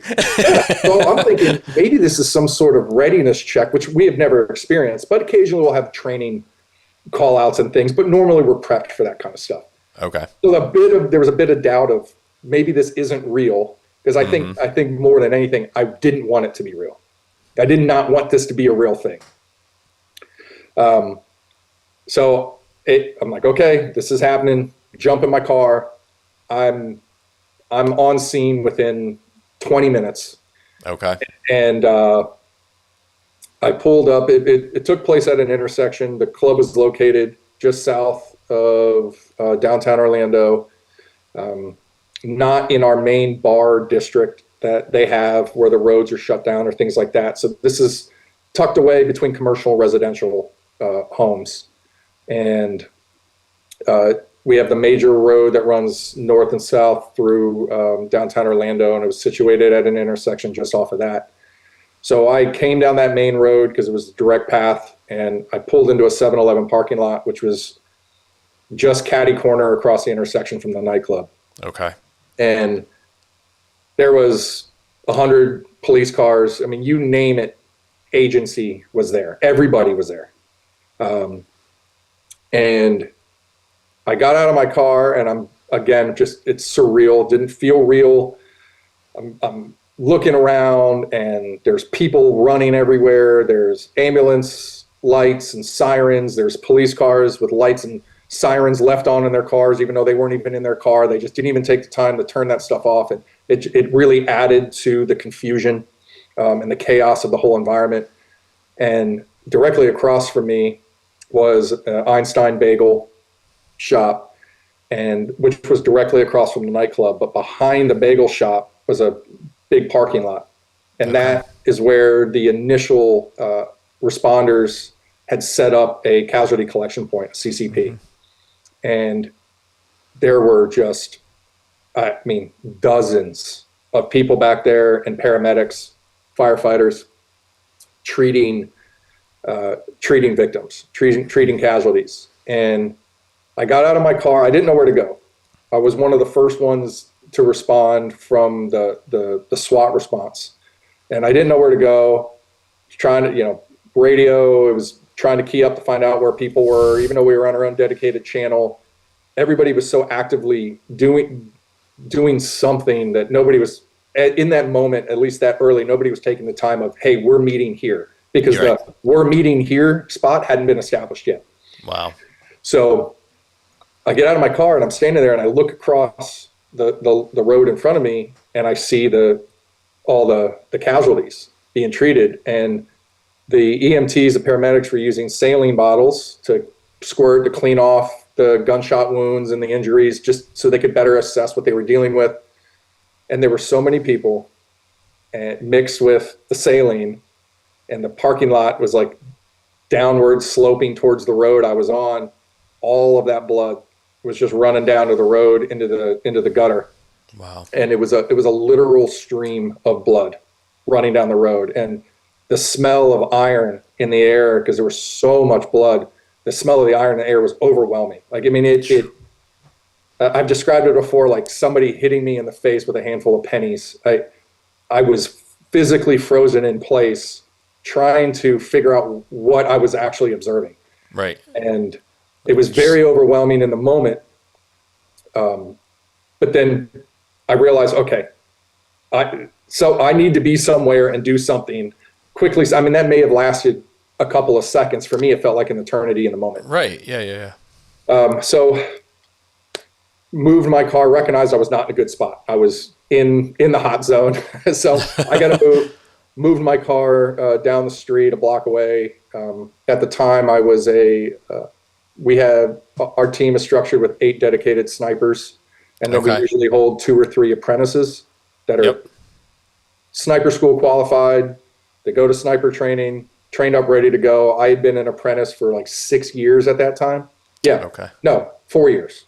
I'd been an apprentice for 4 years at that time. So I had been to sniper school years before. I've been to a couple of them and had been training on the rifle twice a month for 4 years up to that point. But my primary assignment was on the entry team, on the assault element. Okay. So I was getting ready to throw my entry gear on, and another sniper had pulled up next to me, and he didn't know where his assigned sniper partner was.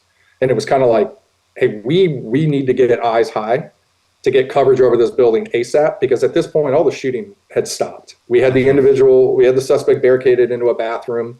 The elements that made initial entry had forced him into a bathroom. And it was just a barricaded suspect at this point. Sure. What was roughly the time? Now, you said you had like a 20-minute response from your page, but from the time of the initial shots to when you're getting there, what, like, just 25 to 30 minutes. Oh, wow. Okay. So there was that much response within that 30-minute window. So with the initial shooting, the officer that was working that club, that officer had an exchange of gunfire with the individual.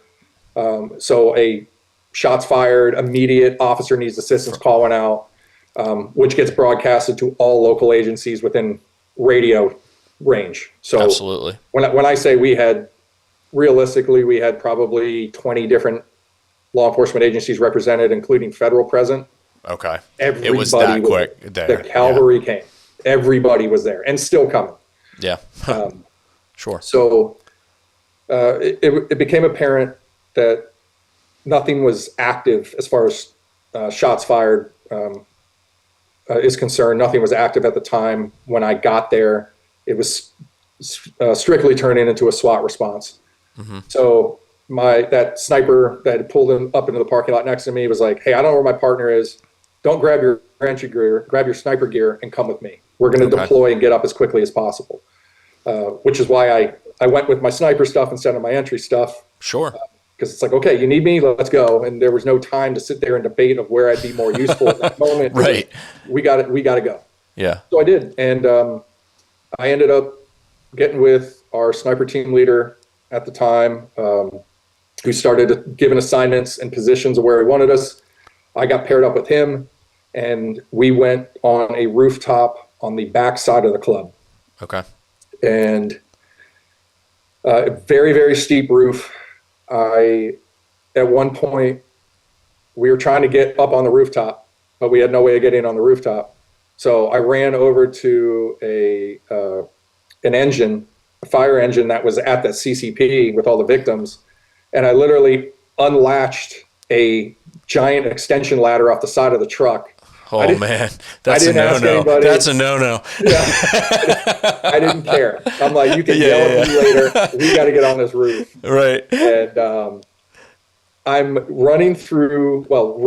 I'm moving as quickly as I can through the intersection. I have a 20-foot extension ladder over my right shoulder. I've got my M4 slung in front of me. I've got my bolt rifle in my Everstock bag on my backpack. I mean, I have 100 pounds of gear hanging off of me, my helmet, my night vision. Right. And I'm moving through this intersection with this 20-foot extension ladder. I can't imagine what it looked like to the officers out in perimeter positions. Like, what is this crazy guy doing? Yeah. Luckily, a patrol officer saw me and ran up and said, "Hey, do you need help carrying that ladder?" And I'm like, "Yes, I do. I absolutely need help carrying this ladder." So we got the ladder up. We were able to get on the roof. One thing that I have mentioned this within the sniper group when we talk about this incident from a sniper perspective. The roof that we were on was extremely steep pitched. Mm-hmm. So you could not sit on that rooftop unassisted without sliding down towards the bottom of the gutters. Jeez. Okay. So we had to be at the very peak of the roof with one of our arms over the peak of the roof to hold us up there. So it was not a comfortable, sustained position like we would prefer, but there was no other place to go to be able to cover the backside of that club, especially once we found out that there was actually roof access from inside. Mm-hmm. So we had to be able to try and cover all four sides of this building for containment purposes. And it was 5 hours of literally hanging on that peak of that roof for dear life the entire time. Very uncomfortable, but given the circumstances that were unfolding in front of us, that wasn't a thought. I mean, I was aware of it, but it wasn't a thought until after the fact where I was like, man, that was like,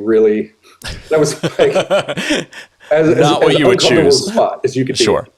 So, the things started to evolve inside. Information started to come out. We got the identification of the suspect. They were in negotiations on the phone with him. Okay. And it turned from a barricaded suspect in a bathroom to there's hostages inside and he's not letting them leave to this is an armed hostage standoff as by the book of a hostage standoff as you could have in that moment. Yeah. And the hostages that were in the bathroom had their phones. So while the suspect was on the phone talking to negotiators, they're texting loved ones who are then relaying that information to 911, to our dispatch. And then it's going, wow, okay. So the suspect said that he had suicide vests. He had IED vests, 4 of them, and he was going to put them on 4 hostages and send them out of the bathroom to 4 different corners, to each corner of the building, if his demands were not met. Okay. I don't remember at this moment what those demands were. That was released in the news or whatever debrief was done at the time. But right now, I couldn't tell you what they were. And at the time, it didn't matter to me anyway. Yeah, they were just demands that were coming in. Demands that were coming in. But going back to being a sniper apprentice, this was the first weekend I had deployed as a sniper on actual operations. Okay. Not that the job was unfamiliar to me, but I had not done it on a real life scenario. It's all been training scenarios. The position of a sniper, in my opinion, is very challenging because you talk about your roles and responsibilities. Your role and responsibility of protecting your teammates is the most important thing. But really, the main purpose of your position is intel gathering. You are relaying information that you're able to gather through magnified optics, binoculars, your scope on your rifle. You're able to relay information that is important for the entry element and the command post for them to understand the situation that they can't see from their vantage point. Right. So we didn't have anything to look at in our position because we were looking at the back of a concrete wall, the back of the building. There was no windows or anything like that. And the information came out through the negotiators from the suspect that there was going to be suicide vests. Okay. And a conversation had to take place between me and my partner, the sniper team leader at the time. And it was more him. He wasn't questioning me. It was more making sure I was in the right mindset. And that was, hey, if a hostage comes out with an explosive vest towards other officers or other victims, they are a threat, even though they're being forced to do it against their will. Wow. That was a very big pill to swallow in that moment, wanting to be there to protect innocence and recognizing that in order to protect innocence, I may be faced with the decision to where I have to potentially shoot an innocent individual being forced to do something against their will to preserve greater loss of life or greater catastrophe. Right. And that, to this day, I'd like to say, I don't know what the right decision is. Even now, looking back, it's such a terrible circumstance to face as a human being, wanting to preserve life and do the right thing. It's a very challenging decision to make. And I can be completely honest and say, I don't know if I had been faced with that decision, I don't know what I would have done, even now, because it's hard to accept that level of evil exists in this world until you see it. Absolutely. Circumstances evolved and got even worse with the situation when the individual said that he had a car bomb, that he had explosives in his car. We took his threat as legitimate, and we ran a explosives dog through the parking lot, which hit on a white van, which was the suspect's car. Okay. So we had explosive dog alert, and then the suspect kept setting off his car alarm on his key fob. Oh my gosh. So for quite a while, we were under the impression, from my vantage point, me and my partner, we were under the impression that he was intending to detonate the vehicle bomb. Yeah. And that was once that went out, the minimum safe distance, the perimeter, which I know you understand, that got pushed even further out. Way back. Yeah. The offer was broadcasted to us to move out of our immediate contained area, the inner perimeter, to the minimum safe distance explosive blast radius. And there's not a single person on that team that was even a thought. Like, we're not leaving. There's hostages here. There's a job that needs to be done, and at risk of ourselves, our own life and limb, we're doing it. We're not moving. And I remember the sniper team leader, he looks over at me and he said, "Hey, you know how car bombs work, or how explosions work, right?" And I'm like they go boom. I guess. Why? The blast. He said the blast goes, the pressure goes up and out. And I'm like, okay. And he's like, look where we're at. I'm like, I'm 40 yards away from this car and we're up and elevated.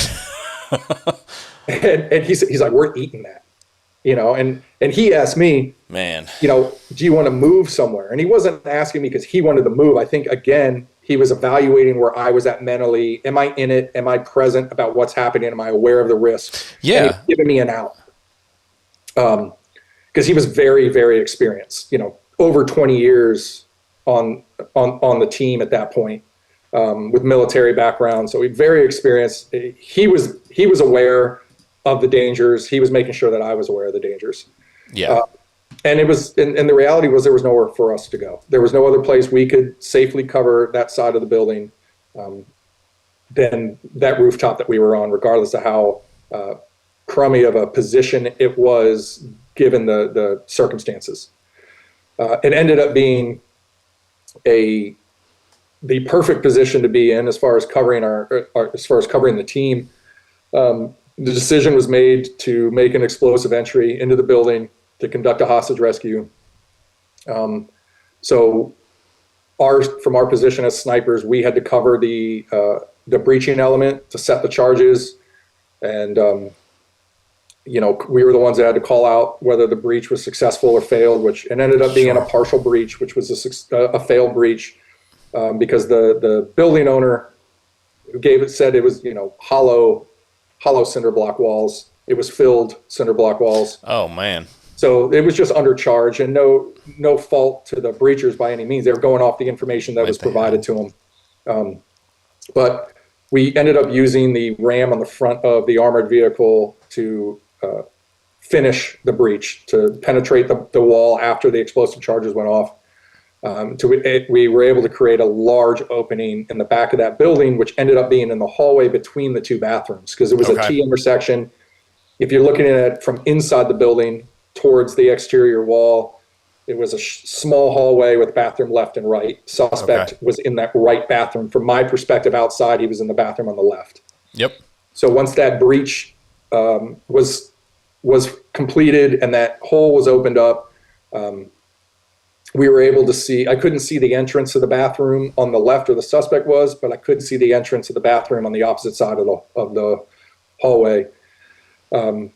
Once that breach happened, we were expecting him to come out, which he didn't. So we started setting up, distractions, started punching holes in walls as the entry team was setting up for their rescue to make entry. Like we do, diversions and things to try and get the tactical advantage and get the tactical advantage, create as much, I guess, window of opportunity for us as we could. Yeah.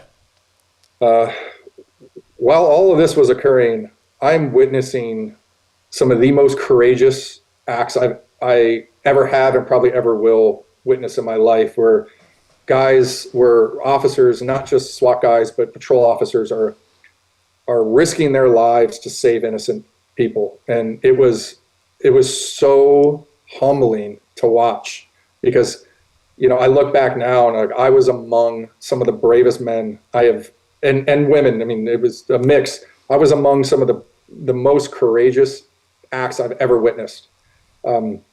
Guys knowing that they're going to get blown up by a car bomb or a suicide vest, but that casualty that is there, that victim that's still alive, that's in that room, they're putting themselves in harm's way to go rescue that person. Because of the threat of the explosives, the paramedics couldn't come in. Sure. So we had police officers from multiple different agencies that had pickup trucks that were just driving in the front of the building, and they were loading the bed of their pickup trucks with victims and driving them 2 blocks down the road to the hospital. I mean, saved countless lives in their efforts and their acts to do so. And it's such a humbling thing to experience, because I look back now and it's like, man, here I am on a rooftop.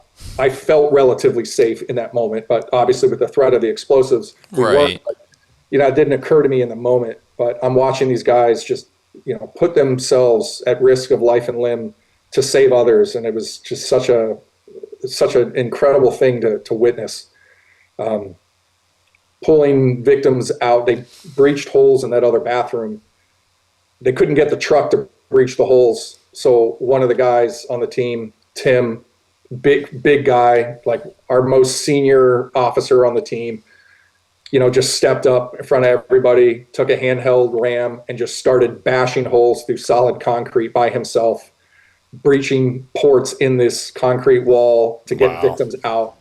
I mean, just legitimate heroism. It was unbelievable to witness. Yeah. The suspect ended up coming out of the bathroom as the entry team was making their approach to make entry. Exchange of gunfire, and suspect went down. One of the SWAT operators went down. He took a round directly into the front of his ballistic helmet. It impacted the NVG mount on his helmet, and he dropped like a sack of potatoes. And I'm watching this occur, and I remember watching him drop to the ground. And I didn't know who it was in the chaos between the smoke and the gunfire. I didn't know who it was, but I watched one of my teammates hit the ground. And that is such a sinking feeling, knowing that one of your guys is potentially dead. And he popped back up, stayed in the fight, returned fire, just huge balls. I mean, just this guy was not going to be defeated. He said, heck no. And he got back up and returned fire and stayed in the fight. And we were able to get him out of there quickly and got him to the hospital. And luckily, it just ended up being superficial wounds as far as the injuries. The screw that holds the NVG mount to his helmet is what the round impacted. And that screw spalled, like it exploded. Oh, okay. The screw split his forehead open. Okay. So he had blood pouring down his face. Right. And he said he got shot in the head, and everybody's like, "Oh boy!" Like, Yeah. but you're still talking, so you're going to be okay. I try to keep him calm, like, you're going to be okay. Don't worry. And they got him to the hospital, and thank the Lord he was okay. But Yeah. at the end, when everything was done, we had found out that the threat of the suicide vest was not real. The threat of the vehicle explosive was not real. What the dog hit on was a large cache of ammunition in the back of the car, so all the gunpowder. And, you know, it could have been way worse. I mean, it was terrible. The whole circumstance was terrible as far as casualties and things. But obviously, it could have been way worse. Had those explosives been real and that building got leveled, who knows what kind of numbers and casualties we would have seen. But it was a groundbreaking, eye-opening shock to the dangers of the profession. And not just on the tactical level as far as SWAT teams go. I mean, just to regular officers, because it was dozens and dozens and dozens of regular patrol officers that were equally risking as much as anybody else in there to save lives. And that had a massive impact on the mental recovery. And not just from the incident itself, but from the days and weeks post-event where they had to remove the casualties from the building. And, you know, you have officers on, a hazardous material team in full suits that their responsibility is to remove those victims, those casualties from the building to assist the medical examiner to get them to the building. And, you know, to be able to have to stand in there and see that and experience that, I mean, just the absolute total tragedy. Yeah. I mean, it in the moment you realize, you know, days afterwards, you realize how tragic the whole thing was. But it really opened the door for the reality of we have to be as focused on mental health recovery as we do physical recovery in this line of work. And while that particular incident is, you know, it's an acute situation, it's a very tragic, you know, incident that occurred. The compounding effects from years of the regular work as a firefighter or as a police officer, of seeing tragedy on as part of your 12-hour shift, as part of your 24-hour shift, that adds up. It adds up, and your cup is going to get full, and you have to be able to scoop some of that out before your cup overflows. And whether it be from one incident or years, you know, 5, 10, 15, 20 years of a career, at some point your cup is going to overflow if you're working in an area where you're seeing this kind of stuff on a regular basis. And that was really the beginning of a journey for a lot of people to, I think, come to the epiphany of, hey, we need help. We need to lessen our workload, not our workload, but lessen our stress load here, and find a way to get the stuff off of our chest. And, you know, all the departments, all the agencies between fire and paramedic and police that were involved, there was a huge, overpouring of support from the local community. Sure. To make sure everybody was, you know, recovering and things. And it was really great to see. I didn't understand then at the time how powerful that was, like I do now looking back on it. But it was a really important thing to understand. And that was, for me, that was the beginning of my realization that I can't just continue to push this stuff down deep inside and move on without having some sort of outlet to be able to vent. And that is what really ignited my passion. It didn't kick in until about 4 years after the fact in 2020. But that was really the beginning of my journey to not just get myself help, but realization that I was put in a unique position with my experiences through my career to be able to assist others in starting that same journey. And that's where I'm at today. And it's been absolutely fantastic. Yeah. What was the initial, not being critical here, but what was the initial attempt in knowing it's like, hey, we have this massive event that happened, and I'm sure there was some semblance, especially in 2016, there is this shift in law enforcement about wellness and trying to do it. Everybody has their ideas. I don't think anybody's coming at it in a malicious manner. They're saying, hey, I think this is an attempt to help people. But what was the general, logistics, and what did it look like in a rollout to try and offer services? Was it just law enforcement resources, or were guys going outside for help? Was outside help just offering? Were people taking it up on? I mean, that's a massive just logistical endeavor, let alone trying to actually apply the resources. It was a combined effort. It was a joint effort between the agencies involved, offering the already existing channels for support, for mental health wellness, combined with outside foundations, organizations reaching out, offering their services. There's a local university, University of Central Florida, that's in the Orlando area, and there is a foundation called UCF Restores that had mainly focused on veterans up until that time, that reached out and was able to help a lot of people. And we got lucky in the sense that they accepted the health insurance that we had provided, so things were able to get covered in that sense. But there was a very forward approach. The agency, the city officials, everybody involved, the county, everybody involved was aware of how bad the aftermath could be from the first responders' perspective. And there was a large push for people to get help. That's awesome. And it was a very good effort. It was a very good effort, and it helped a lot of people. But it only helped the people in that moment that recognized they need help. Yeah, that's a huge point. Right, because there was many of us that at the time were fine. Yeah, you did your job. This was tragic, but hey, it's just this is our job. This is what we signed up for. We signed up to accept these risks. We signed up to deal with this. And the reality is we didn't sign up for that. We didn't sign up to face that kind of evil. And that is obviously a risk of the job that we all accept by getting into this profession. But maybe it's just in our current state as human beings, I don't think that we are uniquely prepared to deal with that kind of tragedy.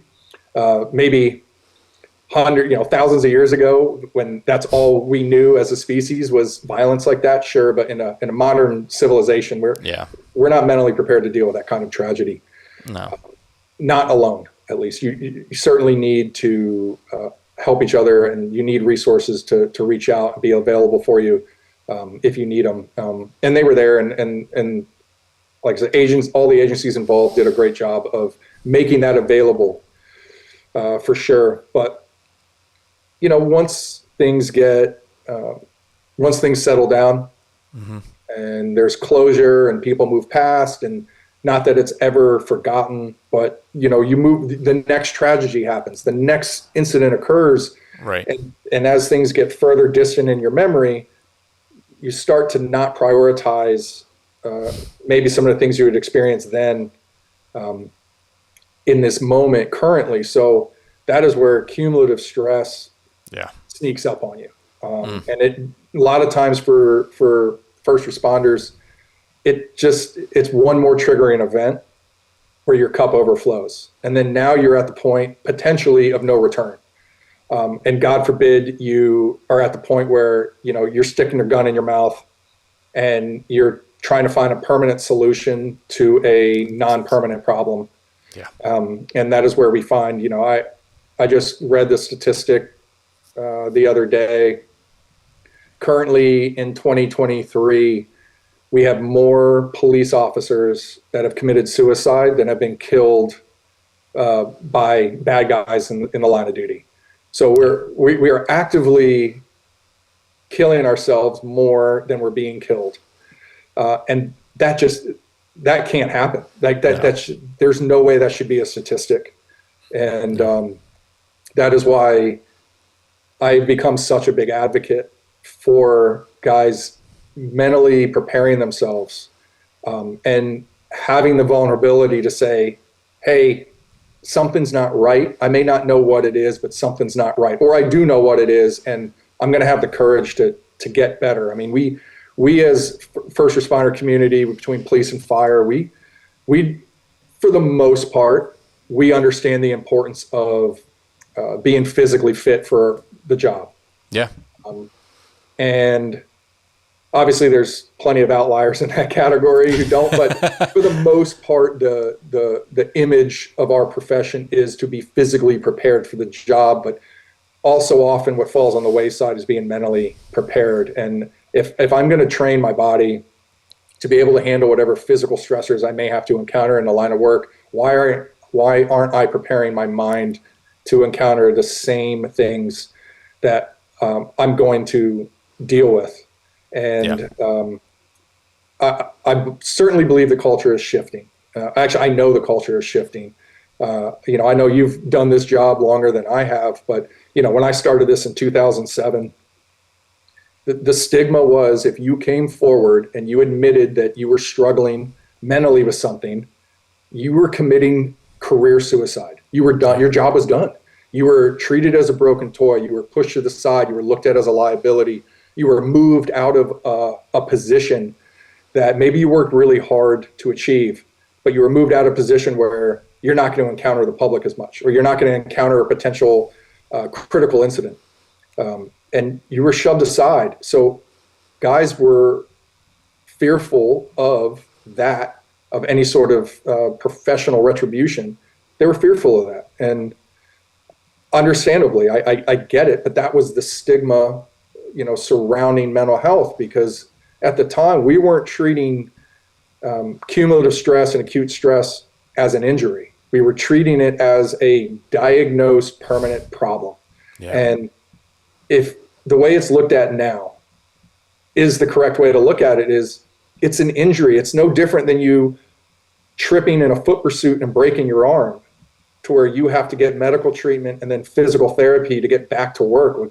The mental injuries need to be treated the same way. Like, hey, you're struggling or you're having these issues. Let's get you help. Let's get you better so you can get back to work and you can finish a fruitful, successful career and reach your retirement date. Yeah. Rather than, hey, we're going to shun this individual because they might say or do something that's going to make whatever agency look bad or whatever. Yeah.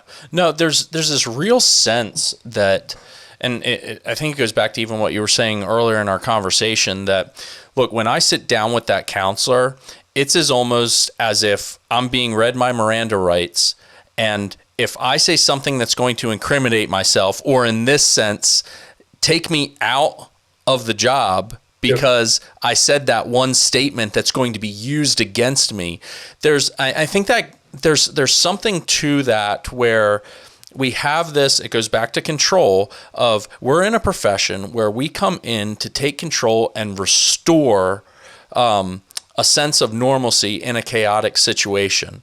And now we're being put in the seat where the responder has to respond to us being the counselor. Yeah. And I don't trust what they're going to do. I feel like a suspect in this moment, even though it's not a criminal matter. And I'm out of control. If I say the wrong thing, I get put in career jail, being that I'm now sidelined and this person is the investigator. And unfortunately, that's not the right way of thinking. I just want to say that that's not correct. Are there bad counselors? 100%. Are there bad psychologists? 100%. But again, they're the minority, the bad ones. There are good ones out there. And it's having that mental shift. And I hear so much in what you've described and are saying today to just reinforce that. Like, look, when you sit in that chair, you're not the suspect, right? You are very much so the patient, yes, just being treated for the injury. Yes. And we don't like to give up that control, right? And like most cops don't like going to the doctor either. I mean, because we're not the person that can fix it. Yeah, but I think what helps at least what helped for me was getting exposed to people who have experienced that, recovered, rebounded, and then have moved on, and in a successful way. And that's, for me, that's my driving force now. I finally got to the point in 2020 where I recognized I was at the point that I needed to speak to somebody. I needed to get help.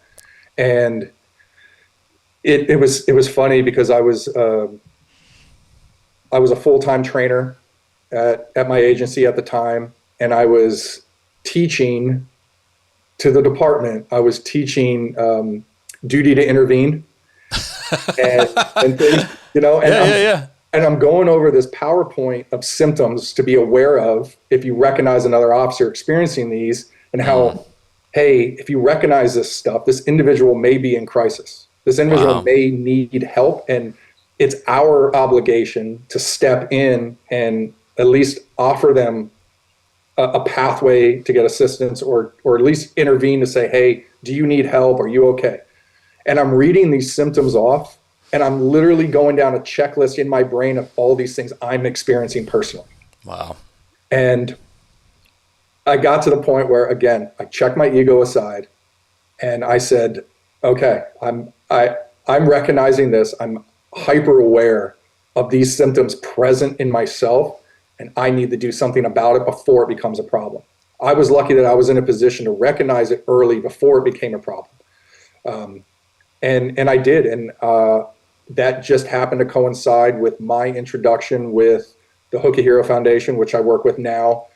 And it was the perfect meetup, the perfect timing for me to do my mental therapy and get myself right and on the correct path, which then ignited my passion for wanting to get others on the same journey and the same path. And that has become besides just being a passion, it's become my therapy.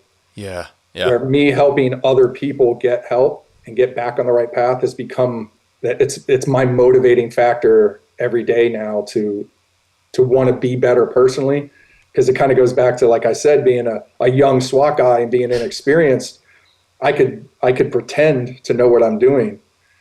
And back then I could have told somebody, hey, you should go get help. But I didn't have any experience in getting help to be able to actually give them sound advice, where now I've been on that journey myself.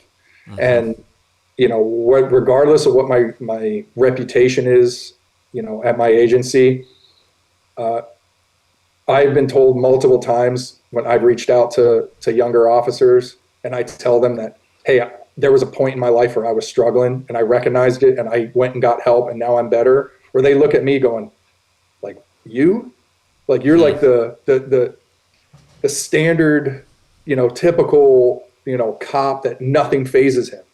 It's like, well, it's an act, because I'm just as human as anybody else. Yeah.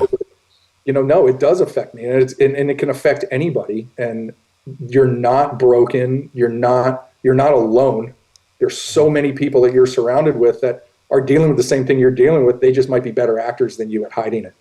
Yeah. And, I've had a very positive impact when I'm able to sit there and admit the fact that I was struggling and I went and got help. That helps a lot of people get motivated to do the same thing for themselves. Yeah. Don't fail to train, because that's what you're doing. And granted, there's a lot of ways to do that, and different people are in different parts of that part of that path, but don't kid yourself and thinking, by, just grinding through it and reading a book, I'm good to go. Exactly.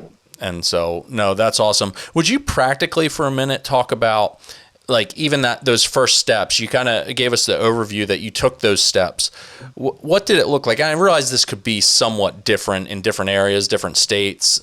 There's different programs, different counselors. Sometimes it takes multiple counselors to find one that you work with well, sure. Things like that. But what do you feel like where you had that breakthrough? Like, all right, this step feels like the right one, unlike the one where the guy was just glorifying the profession rather than being helpful. So I confided in somebody I trust. It was a retired SWAT teammate of mine. senior guy, well experienced, somebody that I had quite literally trusted with my life on multiple operations. And, to this day, I look up to him. Raul Rivas, the guy's just a phenomenal human being. He had retired from law enforcement, and he started working with a nonprofit that focuses on mental health. And it wasn't until he started working with that nonprofit that I was even aware that he had gone through his own trouble. And it was kind of a thing. It was like, well, if he's not impervious to it, I'm most certainly not impervious to it. Just looking up to this guy in his career. Sure. And I pulled him aside one day. We have a large SWAT competition, an international SWAT competition in Orlando, Florida every year, SWAT Roundup International. So SWAT teams from all over the world come to Orlando to compete. It's a week-long event. It's an awesome event. And he was there with this nonprofit and just kind of doing meet and greet stuff. They weren't there in an official capacity. They were just kind of spreading some information. They had a booth set up, putting their name out, making people aware of what they do. And because I trusted him, I felt that I could confide in him. And I stopped him in the hallway of a hotel, and I said, Raul, I said, I need help. This is what I'm dealing with, and it was majority of it was just debilitating anxiety. Okay. Like I had explained earlier, but it got to the point where it was going from on demand to out of control, to where I could not control how my body was physically reacting to this cumulative stress. Okay. And I had recognized that, like, I need to get on this now before it becomes a problem to where I'm not motivated to want to work. I'm not motivated to want to get out of bed in the morning, or I'm drinking myself to death every day, trying to numb whatever pain I have, So I confided in him, and he got me set up with a culturally competent counselor, which I have learned now is the most important thing for first responders, to be able to talk to somebody who knows what we do on a regular basis, not just somebody who has a degree or is a licensed mental health counselor. Sure. Somebody who actually understands. And once I got connected with a culturally competent counselor, that's when I realized how poor my experiences were with previous counselors that I had to see, not because I wanted to see. And I didn't do them any favors then either by those counselors. I didn't do them any favors either because I didn't want to speak to them. Mm-hmm. Besides that one moment, very short-lived moment, as soon as the individual gave off the perception that they didn't care what I wanted to talk about. But I would say find somebody that you trust and that you can confide in. And if you don't have somebody that you work with, if you don't have somebody that you trust, that you can confide in that, then reach out to foundations that focus on that will put you in touch. You can be completely anonymous. You don't have to worry about any sort of professional, retribution at work to where nobody knows about it. And that's why I became part of the Hook a Hero Foundation. I'm one of the 6 executive board members that sits on the foundation. And one thing I tell everybody that is referred to our foundation that I speak to, there's a lot of us that handle the different nominees that come in, but the ones that I speak to, I make sure they know, like, this is completely confidential. We're not associated with any agency, any city, county, state. We are completely volunteer. We're 100% nonprofit. Everything that the members of our foundation do is on our own time and our own dime. And we do it because we're passionate about wanting to help others.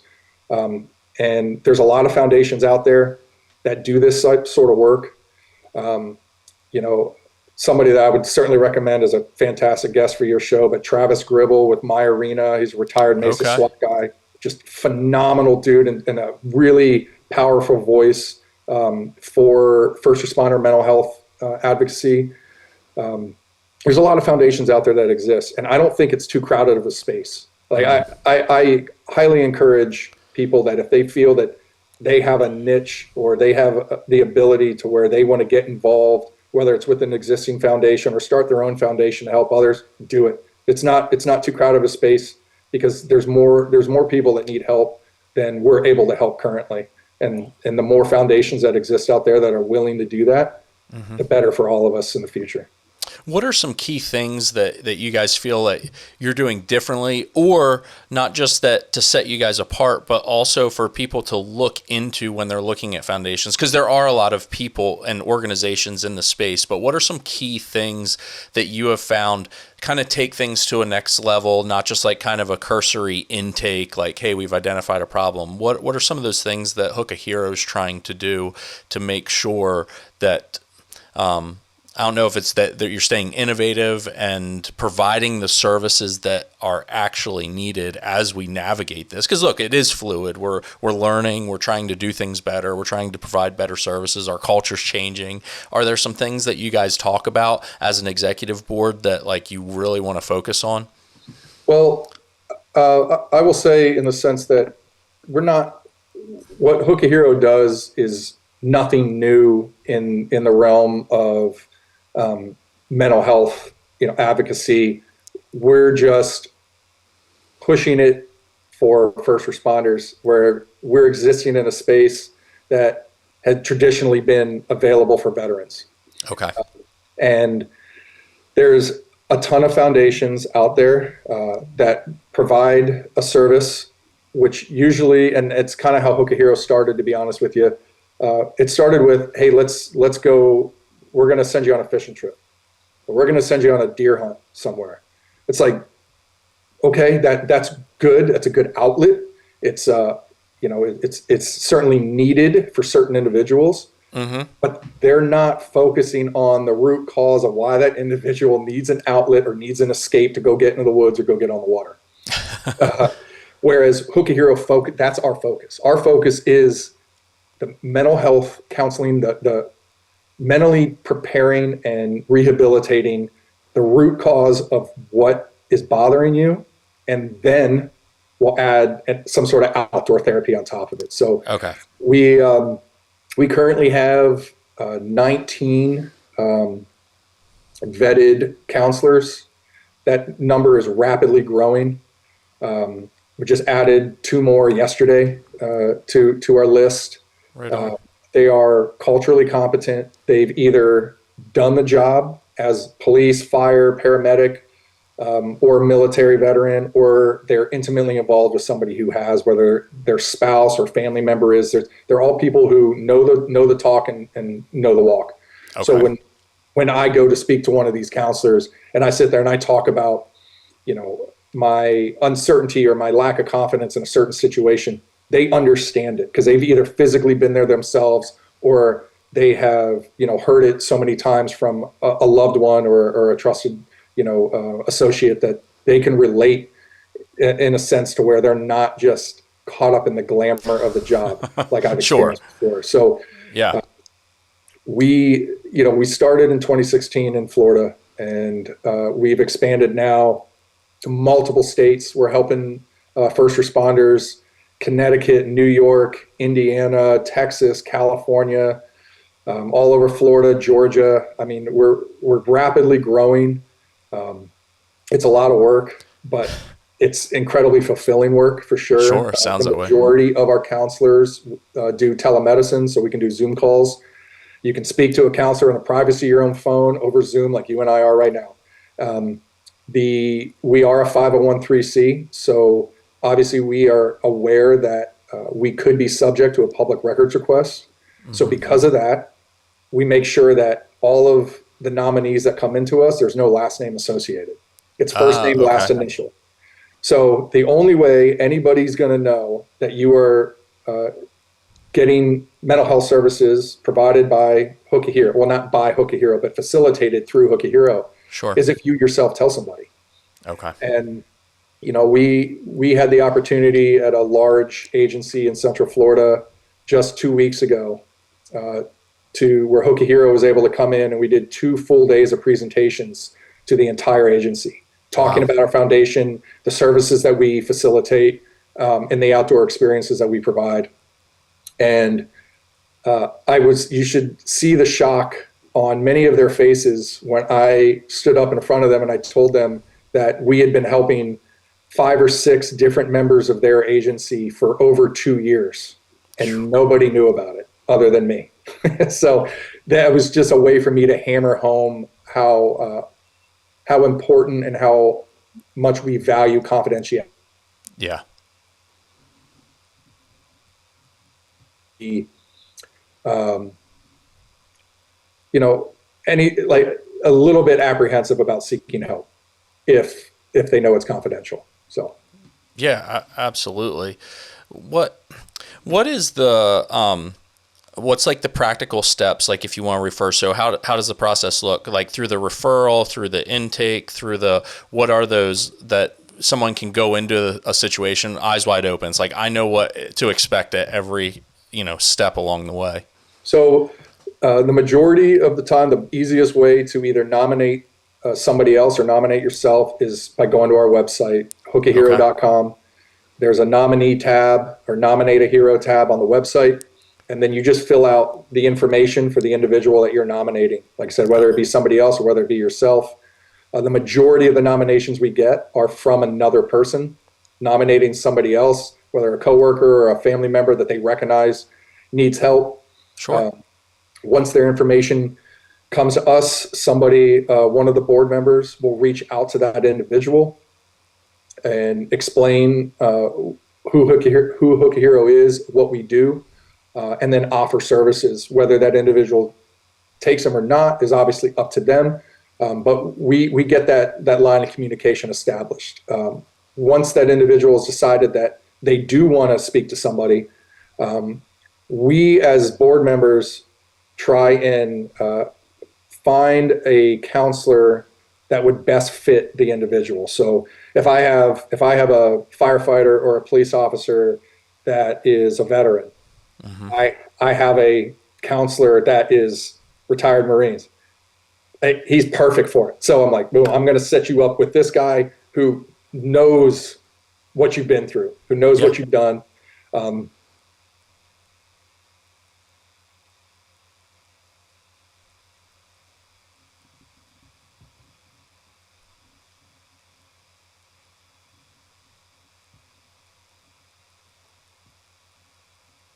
Hey, I lost the connection.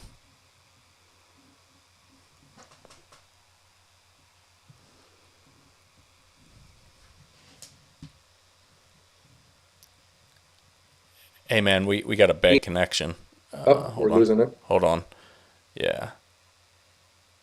The last thing I got is after you talked about you'd hook somebody up with a veteran counselor. I missed that after that.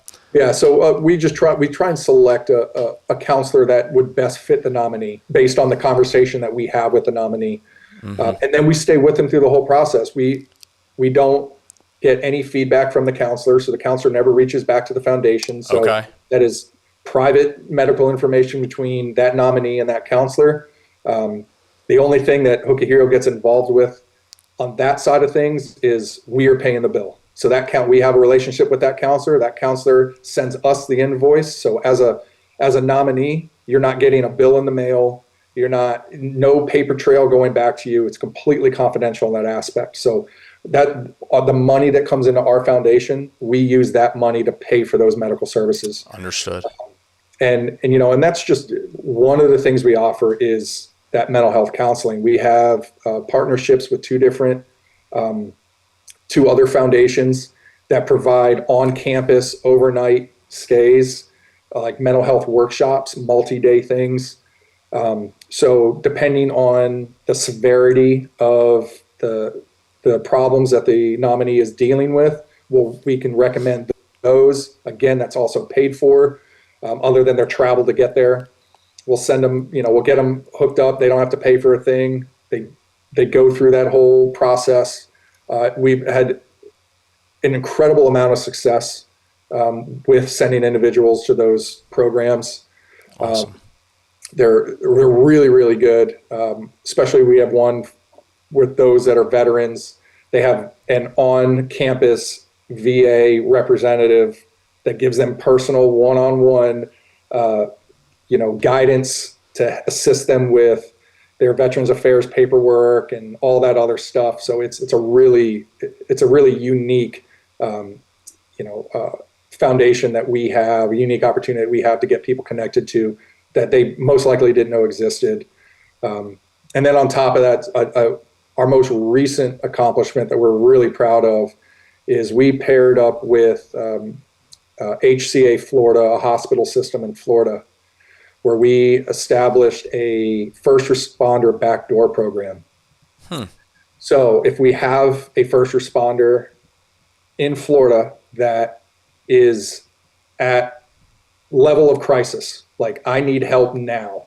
Yeah.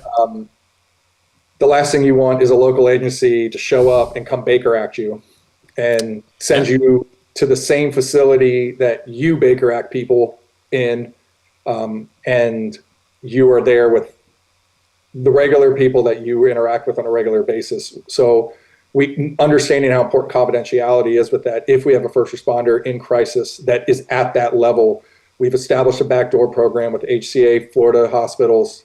You literally will go through a backdoor, an employee entrance. You will get booked in as John or Jane Doe. They will not ask for your name or your ID. It's facilitated through Hook a Hero. You will get your private room and nobody else, and you'll get individual one-on-one treatment immediately. Fantastic. And any bill, any cost associated with that comes back to Hook a Hero and not you, your house, your health insurance, or anything like that. So it's as confidential as it possibly could be. And we're really proud of that because that's God forbid we have yet to have somebody who's needed that. But God forbid we do encounter that individual is apprehensive to want to come forward and get the help that they need in that moment of crisis because they're worried about somebody else finding out about it. Sure, man. No, that's fantastic. And as we see more, I know here in Maryland, there's a newer facility that has popped up that is very similar to that. And I love to hear that those resources, at least at a minimum, are available. But a lot of like anything, it's just knowing how to plug into them. And which is so important about even this conversation now, because I truly believe someone that'll hear this will have their eyes open to these available resources. And now, what exactly, you said you joined Hook a Hero? What was the genesis of it? What was its birth story? So I got invited on a turkey hunt in 2020. The president of our foundation, Mike Roberts, he's a cop out of Hillsborough County, which is Tampa area. Okay. And he and I met at a sniper school years beforehand, and we were paired up as shooter spotter pairs. So we were together for an entire week, and we just became buddies. A lot of similar interests. He's a big hunter and fisherman, and so am I. So a lot of shared interests and hobbies. So we just stayed in contact, stayed buddies. And he reached out to me a few years later. I didn't know he was associated with Hook a Hero. I'd never heard of Hook a Hero before. Okay. And he reached out to me on a Thursday and said, "Hey, got an opening for a Osceola turkey hunt this weekend. Can you go?" And, I grew up turkey hunting in Virginia and West Virginia and stuff. Sure. So, if anybody that's in the turkey hunting world, they know that that's the gold medal there. The Osceola is a very sought after bird to shoot. 100%. So I was super excited. I was like, yeah. So, I was happened to be off that weekend. So the next day I drove down to South Florida. I met up with Mike, got a chance to meet some of the other board members and some of the ambassadors that work with Hook a Hero. Okay. Had a great weekend. Got to shoot my first Osceola turkey that Saturday morning, and the hunt was awesome. The experience was great. But what really sold everything for me was the camaraderie of all of everybody associated with Hook a Hero. Okay. I left that weekend feeling like I extended my family. I felt like I had lifelong friends because everybody that was there has experienced and overcome some level of cumulative stress or acute stress, some level of trauma in their life, whether it be personal or professional. And here they are paying it forward for other people. And not that I had expressed to Mike anything that I had been experiencing. He had reached out to me just because he had knew I'd been involved in some officer-involved shootings, and he knew I was, a responder for the Pulse attack, and it was kind of like, hey, we're looking for somebody. We got a last-minute opening. I know a cop that would appreciate an opportunity to come down and hunt. Wow. And he wasn't wrong. It was very eye-opening for me. But that was hearing what some of the guys that were there, hearing some of their experiences and hearing about their journey and getting better is what made me realize that, hey, I'm not alone. I'm not the only one that experiences this. And now I'm around other individuals who've gotten better. And that was kind of my eye-opening moment of, all right, I'm going to go down this path. And then once I got better and I was able to work through the things I was dealing with, I reached back out to Mike and I said, hey, like, if you guys ever need help with anything, let me know. I'll cook food. I'll, volunteer at your fundraiser events. Like, I think what you guys are doing is a really awesome thing. And I think it's super important, and let me know if I can be involved. And I ended up later, I think the next year, I ended up getting an invite to help them with a fundraiser. And then shortly after that, I was invited to join their board of directors. So, a little one's coming in. You got your visitor. That's awesome, man. I love it. So then so I got involved, and it's been full steam ahead ever since. And I've just been cranking it forward, helping other cops, other first responders, and making sure that, I can be a voice for advocacy and letting guys know that, hey, this isn't a death sentence, professionally or personally. There's people out here that want to help you and want you to be a better first responder in whatever capacity it is that you serve in that line of work, and be a better person on top of that. So sure, man. No, and I hear that, and that's coming through loud and clear.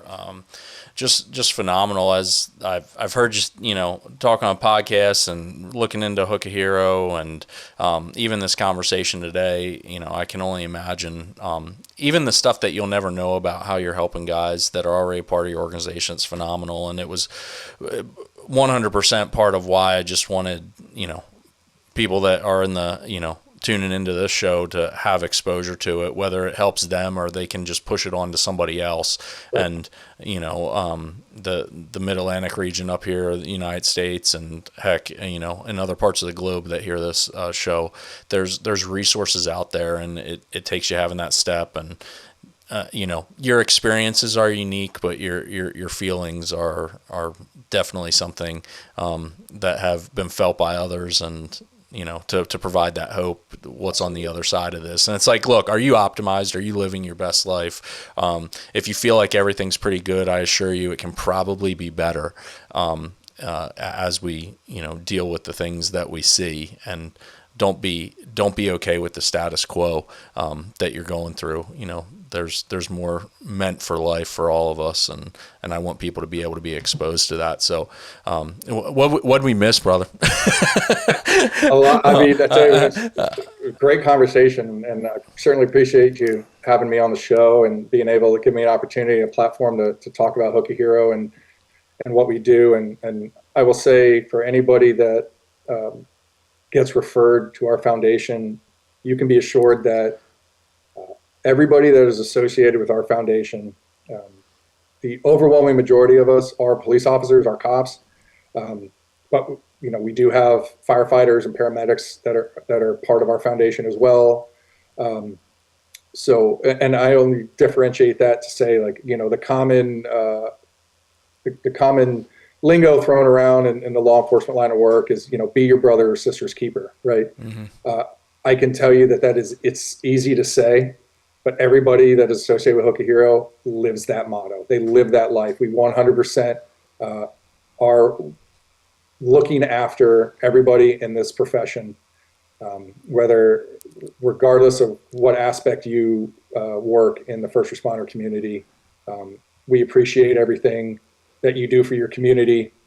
And it's super important that there's people out there that don't just say they support you, but actually live the life of reaching out and supporting you. So we got your back if you need it. We're here for you. Right on, man. No, that's a good word to end on. We'll make sure we link everything up in the show notes. Everybody will know exactly where to go. Are you guys on socials that they can follow along with all the happenings? Yep, we are. So you can find us at Hooky Hero on Instagram and Facebook. And, we constantly are updating our events. So we have a golf tournament coming up here at the end of this month. And then we do a sporting clay shoot every February. Both are done in the Tampa area, but we have tons of businesses that donate and pay for teams, and then they don't provide shooters or golfers. So we fill those spots with first responders. So, that's awesome. We're constantly trying to pay it forward, getting guys opportunities to get out with like-minded individuals and have a good time and get in the outdoors, whether it's shooting guns or hunting or fishing or scuba diving, you name it. We're doing everything we can to give people opportunities to have that outlet and disconnect from, their professional life for good times, good conversations, and rehab. So. Yeah. Hey, there's one last thing that came to mind I don't want to forget about. So I just want people to understand, and this is my understanding, and correct me if I'm wrong, that this doesn't necessarily have to be just like someone went through a significant acute incident. For someone that's like wanting, because they know the job is stressful and they know that things could be better, that you guys can be reached out for even in that. This doesn't have to be like you're at your bottom. Absolutely. And I'm glad you clarified that. You don't have to have been involved in a traumatic incident in order to receive any sort of assistance from us. If you are dealing with whatever cumulative stress, if you feel that you need to speak to a counselor and you don't want to go through your health insurance or your agency or your city, county, whatever the state may be, protocol, reach out to us and we will help facilitate that. So we help first responders and their families.